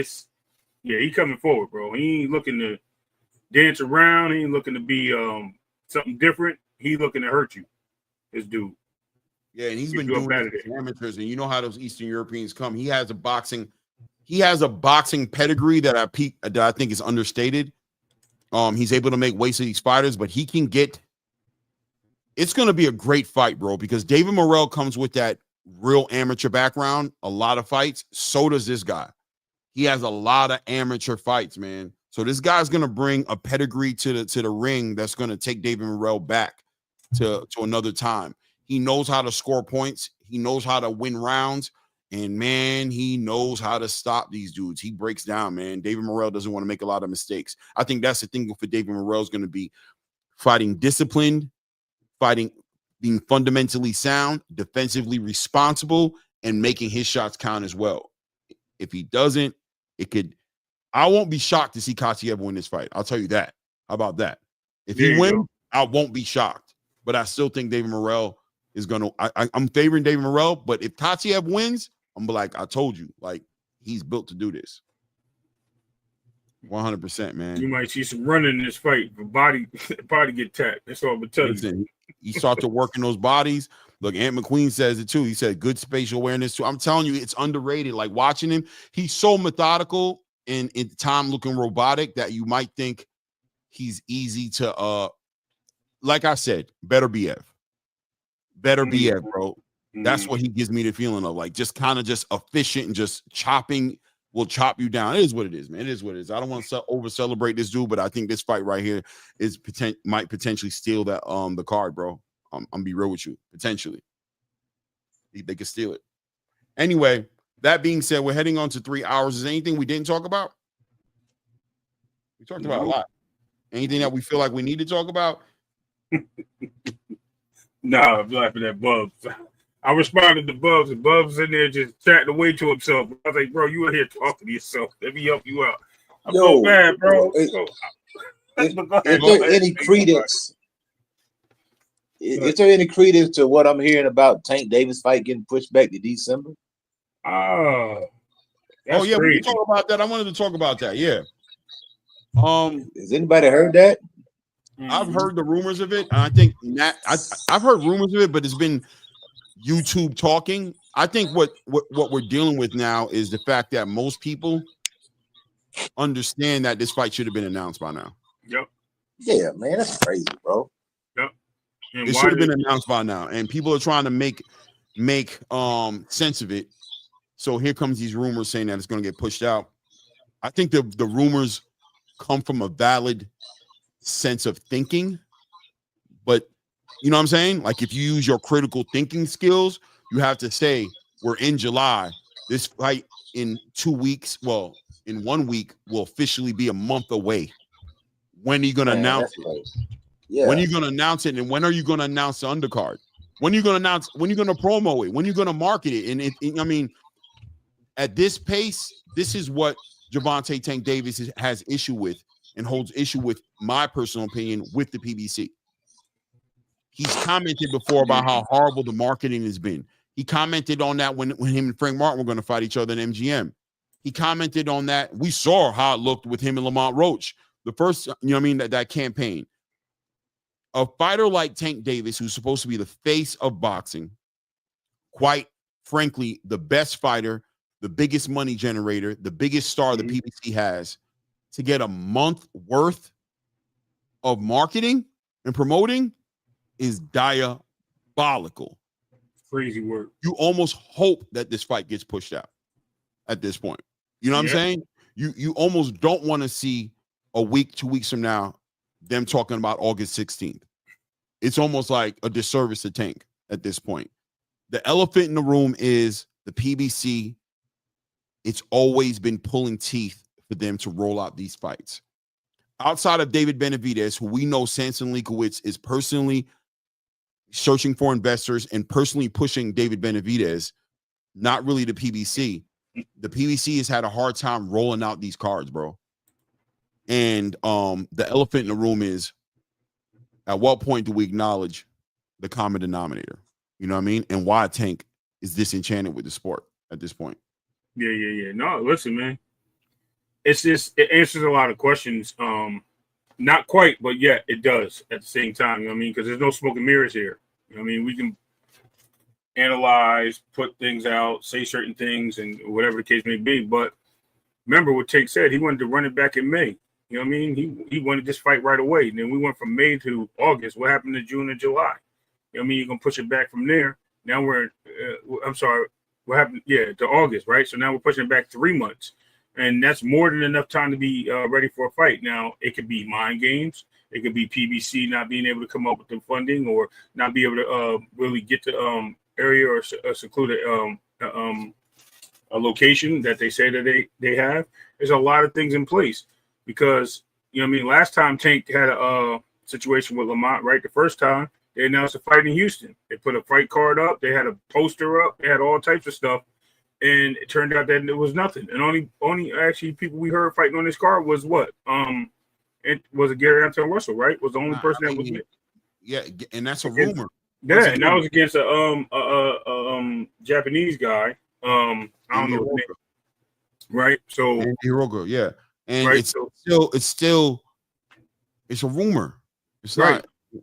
It's and not. he never confirmed. He just said, you know, he's gonna be having a fight soon. And it looks like that fight's gonna go by the wayside, man. It just looks like it just continues to be the same spinning wheel, and it's getting old. Let's just say the least. It's really getting old, and I think I was gonna say Roach. Yeah, on the other end, Roach is really talking about the fight. He's really in the belief that these negotiations are happening. Problem is, he went into the lab. He just started working out because he has a date in his head that he has to get ready for. He's talking about he started training camp, so it has some sustainability, but at the same time, you don't hear Tank really talking about it. You don't hear any announcements. You don't hear none of this stuff, none of it. And I think it's crazy to say the least that if it's pushed back, it just as all people's anticipation. It's just wasted their time, wasted all their good earned thoughts on this situation to talk about it. You know what I mean? Because we like to talk about fights when they're a month, 2, 3 months out. We talk about it for 7 months, 8 months. It's crazy. Yeah. I mean, and I think that wraps it up there as far as landing that conversation. Is that the elephant in the room is the PBC ain't been the same since they left Showtime, bro. Nope. And it's going on 2 years. January will be 2 years. How are they recovering? How are they? You don't see a strategy moving forward that facilitates a space for them to deliver events like they did when they were with Showtime. And even now, hearing rumors of Amazon making consideration for moving in a different direction from the sport of boxing. And ESPN attempting to buy or work with PBC once they get rid of Top Rank. So it's a lot of things in place. So right, we're waiting for a lot. Until these things get ironed out, it's going to be choppy, man. The waters is going to be choppy, and but we don't know when Tank is going to get announced. I think that fight is in negotiations. I believe it's the undercard that's holding it up. I think putting that undercard together,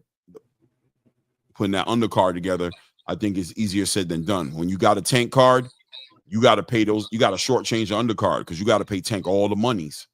You got to give him all the monies, man. You know what I'm saying? So Lamont Rosa, obviously, he's already in check, and he's probably asking for a little bit more money. So what are they able to offer Gary Antoine to make it make sense? What are they willing to offer, any of the fighters on the undercard to make it make sense? These guys are playing supporting, they're supporting roles and supporting cast, but ultimately the PBC has to sell these guys on taking low guaranteed money up front and promising them decent money on the back end of a successful pay-per-view. It is what it is. Yo, and I think that the whole Tank debacle is the longer it goes on, the more it hurts him. But what it is, we're getting it's like going to a buffet, right? And at first you thought that this was the best cheeseburger on the freaking menu. Now you're getting to see all this other stuff, right? And you're realizing that cheeseburger wasn't as good as you thought it was, because now you've been exposed, to the freaking, sirloin burger with bacon on it, or some sauerkraut or whatever. You're getting exposed to a lot now, because we're really getting good fight after good fight. Every month we're getting good fight after good fight. And now you're like, what am I waiting on? I'm waiting on this? What am I waiting on? Freaking spam sandwich or something? You know what I'm saying? It's like it's freaking fried spam right now. I'm waiting on a fried bologna sandwich when I'm getting these good fight. I mean, we got freaking Daniel Dubois fighting freaking, Alexander Usyk. We got freaking, Edgar Berlanga, Shiraz. We got Shakur. I mean, we can just keep going on and on. All the great fights we're getting. Even Amanda Serrano and Katie Taylor. Yeah. We got Carissa Shields coming up, and we're waiting on a freaking fried bologna sandwich. Bam Rodriguez. Bam is getting ready to fight. Hold on, I'm laughing, Clay, because I was waiting for you to go into your burger analogy about where you can get a good burger here for a lot of money. I was waiting. I was like, damn, he mentioned the burger. Here go Clay. I always bring that analysis up because it's real, man. I said I love a burger, bro, but you make a burger $100, bro, I'm gonna start becoming very critical of that burger. You know what I'm saying? I like a good burger. You charge me $100 for it. Every little intangible that don't work for me makes a burger. It could $100 price on a burger can make a burger nasty to me.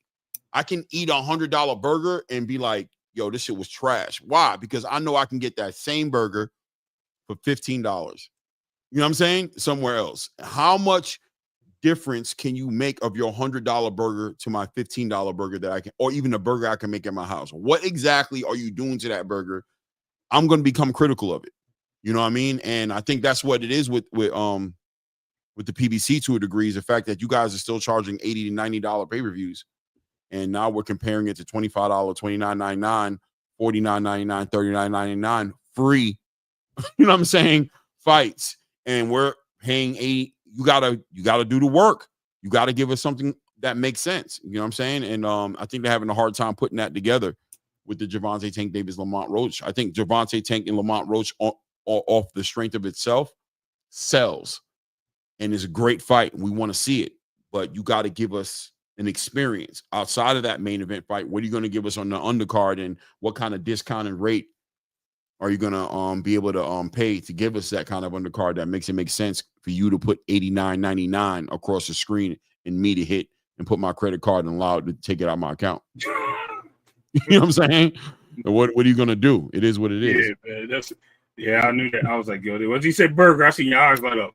Oh, yeah, there it go. No, the burger is real, man. But it is what it is. But that's where we at on that one. I'm honestly gonna land the plane right there, man. It's been a great panel, man. Great conversation. A lot of boxing to look forward to. I think we got a great fight coming up this weekend between Harlem Eubanks and Jack Catterall. Yep, that's gonna be a good fight. People aren't talking about it, but that's gonna be a real good fight. And then obviously next weekend, man, starts, in my opinion, next weekend, that momentum is going to start building up. We got Amanda Serrano and Katie Taylor on Friday. We got the Big Ring Magazine card with Edgar and Shakur on Saturday. And then the following week is just, man, the following week on the 19th, that whole day is, I'm trying to figure out how I'm going to get all these fights in.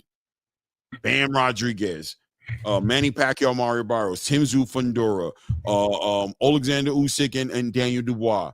I mean, nonstop the whole day. I don't know how we're gonna get it all in. It's crazy, right? And you said it right there. Everything that you mentioned on the 19th. It's like at some point in time, the fight, to me, the Tank Lamont Roach fight had lost steam, in my opinion, because you got so much good stuff going on, man. It's Yeah, like they some of don't goddamn. even have an all access or anything going to build up the fight. Even if, let's say, you're trying to build it up to sell, where's the all access? Where's the, you know what I mean? Where's the interviews? Where's the marketing? Where They is got the Lamar Rhodes streaming on Twitch. Crazy, bro. right If now? No, that's what he's been doing lately, just Right. streaming off of Twitch. That's our all access right there. Man, PBC need to chill. They need to chill, man. They acting a fool with this, man. People I mean, cannot come sell on, me man. on the idea that this is genius. I've seen the content creators talk about this. What they're doing is they know that Tank can sell. So what are you talking about, bro? There's no advantage at all. When you're talking about Tank Davis, who's looking to get paid north of 15 million to fight, guaranteed, right? He's looking at 10 million. He wants 10 million somewhere in that. He does not want to fight for no $2 million, $3 million guarantees. He wants 10 million. You got to build this fight up so that it makes sense, so the pay-per-view sells, so the money's generated to make this make sense, or you're gonna chase Amazon out of town. Because Amazon's again like, y'all not making no bread for me to sit here and fund you guys to pay a $40 million purse to a card. Yeah, that's, you know what I mean? It don't make no sense, right? and that's BS too, because Floyd was one of the biggest draws, if not the biggest draw that boxing has ever seen, and he said that it takes 6 months to build a pay-per-view. So if he's saying that, and they supposed to be fighting next month, and we don't even get an official announcement, it's like you pretty much setting up that event to fail. Right. You're setting up that event to fail, in all honesty. So, like Clay said, it's almost like we wishing that this fight get pushed back because there ain't no proper promotion. You know what I mean? They ain't nobody recording their training camps or giving us any content to get us excited. Like, and PBC's been like that lately, man. Like, I don't know what it is, man. A lot of people saying that the money a little funny over there, that might possibly be the case. But it's like ever since they left Showtime, like Clay said once again, things have not been put together well. You know what I'm saying? Like, even when we look at the Benavidez Morel, like look at their press conferences, bro. Yeah. Like it just looks so cheap, and it looks like they do the bare minimum. It's like they do the bare minimum.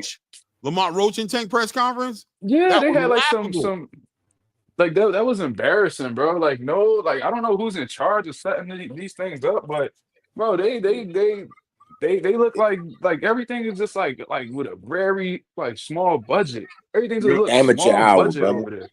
Yeah, and then I knew things was kind of funny when they put Luis Ortiz and Andy Ruiz on pay-per-view. Like, bro, what's going on? Like we ain't really got no money to give y'all, so we gonna put it on pay-per-view, and whatever y'all make, y'all just collect that. That's crazy. Yeah, it's crazy. Crazy. So I'm bro.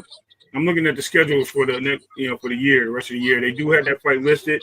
They don't even have Gary Russell on that fight, Clay, and there's only one undercard fight, and that's Ray Vargas making his return. Yeah, man, come on. That's the only fight on the undercard. So there's no information leading up to that. It's just T-Mobile Arena. So it looks like they booked the arena. So I doubt it's getting pushed back because it already shows that it's booked there. They just have a fight. Yeah, it shows it right here. I can send the link if you want it. Nah, I believe you, right? You ain't got to send me nothing, brother. Your word I is put it in the bond. private chat. Put it in the private chat so you guys can gander at it. You know what I mean? You got to scroll down. But it shows all the fights coming up for the year, man. It's crazy. It's there. But I mean, you got so many big fights like Clay has mentioned. I mean, you got Usyk fight, you got Shield, you got freaking Pacquiao coming up with Barrios, you got Dillian White and Tuma coming up. Like you got so many fights. You got Xander Zayas getting ready to fight. You got Harrison getting ready to fight. You got Bam Rodriguez getting ready to fight. You got Bud and Crawford getting ready to Canelo getting ready to fight. Ended. You got Moses Atuma getting ready to fight Dillian White. On that undercard, you got David Adela getting ready to fight Philip Ergovich. You got the baby fight getting negotiated right now between Jarrell Miller and Jared Anderson. You've got Amanda Serrano, Katie Taylor next week. You obviously got the Shakur Stevenson, Edgar Berlanga card coming up. I mean, I can go. I'm not playing either. Like I'm talking about y'all not competing. Yep. That's what I said. Nope. You got Eubanks and Conor Ben too. Right. Already announced. The week after Terrence Crawford and Canelo Alvarez. Right. It's crazy, bro. Crazy work right now. Crazy. I bet Lamont Roach right now. If I was him, I wouldn't even want to be tied to the rematch. Cause like this dude Tank just holding my money up, man. I can go Yeah. somewhere else and I can revisit you later, brother. You know what I'm saying? I mean, Yeah, They give him I'll be contact I first. think I'll be that's trying what to fight Tank want. Shakur Stevenson or something. You know what I mean? I think that's what Tank want though. I think he want Lamont to walk away so he can go ahead and do that exhibition and get up out of boxing. Because Yeah, he I said like at the that. press conference, he was like, they're like, oh, are you looking to rematch Lamont Roach next? And he was like, yeah, we can do the rematch, but not next. Not next. You know what Yeah, I'm saying? I think Ryan. he felt the pressure from the fans and he didn't want to look a certain way. So and he was like, all right, let's get the rematch popping. And now it's like all this stalling and waiting around and you know what I'm saying? And Lamont Roach Yeah, even coming out here talking about, yo, Tank trying to find a way out of the fight. And yeah. you think Tank will respond with some type of announcement or something, bro. It's been nothing. It's been crickets. Brother, look, Teach, right? Salute to Teach, right? That's my guy right there, right? But this is a statement that I hear growing across the space.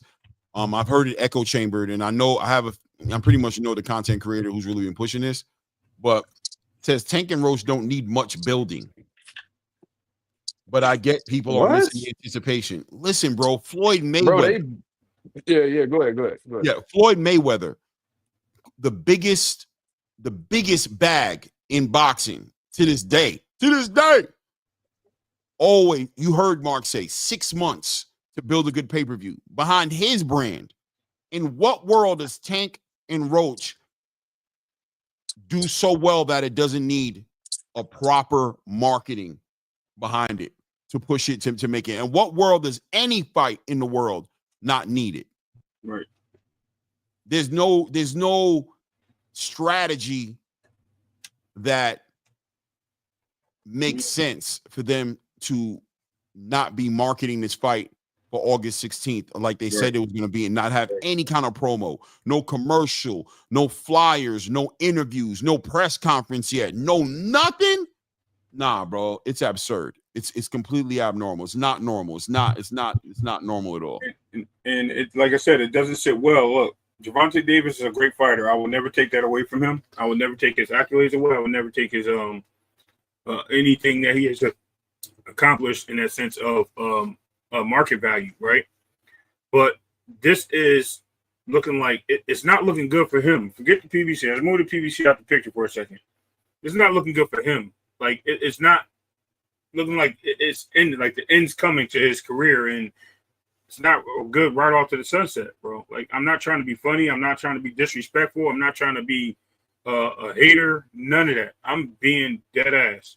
It's like if you don't keep the wheels oiled, man, they fall off, bro. And this look like it's about to fall off. The wheels about to fall off this wagon, and I can't say nothing but the truth and what I see. People may see different things, you know what I mean? Y'all might know something I don't know, but as far as I know and what I see, this is not a good look. It looks like to me that they selling CDs out the back of the Cadillac trunk right now, man. Master P. You know, they don't went back to the independent joint. What are you guys doing, man? Yeah, you know what I'm saying? That's what it looked like. And I think Tank, he's harboring some resentment because he's looking around. And he's mentioned this before, being the face of boxing. Why don't y'all treat me like the face of boxing? Why isn't my money in the escrow like Canelo Alvarez? Canelo Alvarez walked across the street, walked right into Al Heyman's office and say, look, this is what I need, and I need it in my bank account by Friday. And guess what? He got it. Yeah. $40 million guaranteed. No pay-per-view sales at all. That man could have had one person in the audience and still got his guaranteed money.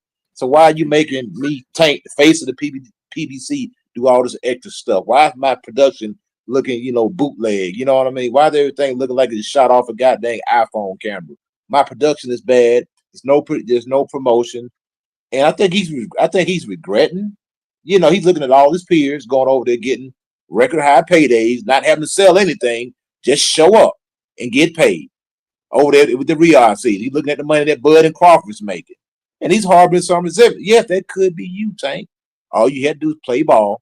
You talking about 2 Ferraris and all this nonsense. Just go over there and be a man, sit down and talk to the guy and see what he has to offer you. If you're a boss, if you're your own guy, if you're your own free agent, Al Heyman, pretty sure he would give you the blessings because Al Heyman's going to get a cut of that money anyway. Go over there and talk to the man. Get it done, bro. I don't understand. being loyal to a company at your own detriment when they don't care about you, man. The company does not care about you. They'll cut you loose in a New York minute, man. You mess around and violate a policy or don't produce anymore, you're gone, man. So you better off get all the money that you can while you're in the game, man. It's been still on the shelf. Perfect example right there. What you just said. That's crazy. Yeah, it is what it is, man. It is what it is. Yeah, I'm about to close it up though. I ain't gonna lie, it's about that time. 3 hours. This has been great. Building on this. Salute to all the boxing space, and I hope the PBC figures it out. Great fights to look forward to next week, and this weekend we got some fights as well. You guys know what it is. I'll let you guys have the word though. I don't know if Mark, you want to say anything before we bounce, or Eddie, it's on y'all.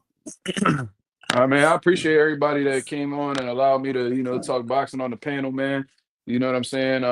For everybody that's in the building right now, if y'all could do me that favor and subscribe to Mazuma TV, we do the same thing over at that channel. Real objective boxing talk, man. The home of boxing excellence, Mazuma TV. You feel what I'm saying? We on the road to 4K, man. We on our way. So, you know what I mean? Salute to the nation. Salute to the mob. Shout out to Clay, Ray. Shout out to Coach Eddie for talking that boxing with me, man. I appreciate y'all very much. Right. And when you go over there, make sure you mention Claymore channel, man, so he know who you are, because Mark can cut you loose quick. You out of here, bro. Don't come over here talking that nonsense. Let him know, Mark. Them wrenches sharp over there. So, Mark, you know what I mean? You talking crazy, you gotta go. So. Yeah, you going, bro.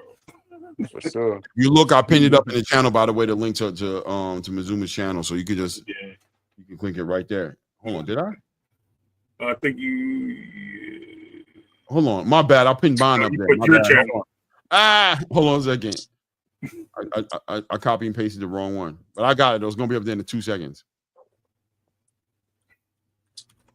All right. I'm gonna get up out of here, man. I'm gonna attend to my son, man. Salute to the panel. I see y'all shooting b-ball over there, bro. Go ahead. He going to school you, Mark. He about to dunk on you. Look. He got found himself a hiding space. I say, Mark, don't believe it on being distracted, bro. You know what I mean? Ain't no excuses, bro. Letting that boy school you like that on out here, bro. Everybody, bro. Ain't no excuses, no excuse, bro. Get your game together, bro. Get your game together. I'm trying, man. I'm trying. But that boy do you like that. All right, man. Peace, brother. Coach Eddie. Yeah, brother. A salute to you, Clay. Salute to you, Ray. It's always a pleasure being up on your panel, man, and talking about the sport that we love so much, man. Talking about getting different angles, different perspectives, different education. So it's always good, man. And love boxing. The boxing's in a great place right now. We got a lot of good fights, a lot of good anticipation coming up, and I'm looking forward to it and seeing what these new guys are going to do. Like I say, the old saying, out with the old and in with the new. So it's that time, man. Great boxing talk, man. Salute to your brother and blessings to your channel. Y'all stay up. Yes, sir. Man. Absolutely. To the next one, Coach. Peace. Thank you. Yeah, man. Another one in the books, Clay. My last little bit of words is, man, listen, salute to everybody out there, man. Just keep believing in what you believe in. You know what I mean? There's no pushback from me on anything, besides hardcore facts. If you have just some false narratives you pushing, you won't always get pushback. Other than that, you know what I mean? Stay focused, do what you got to do. I'm with it. You know what I mean? Hell to the people out there, man. Salute to y'all, and hopefully everything's gravy for and on this beautiful Wednesday. So, you know what I mean? We just got nothing but boxing, bro. Nothing but boxing. And the more that we come around to the sport and start talking about the sport and not being boxer fans, I promise you, it all gets better. It all gets better. No doubt, man. Hey, salute to everybody in the building. Hit the likes on the way out. If you haven't done that, please remember to do that. It helps the channel out. And also subscribe if you haven't. I think I'm one shot of 370. So let's go ahead and get that one subscriber in there.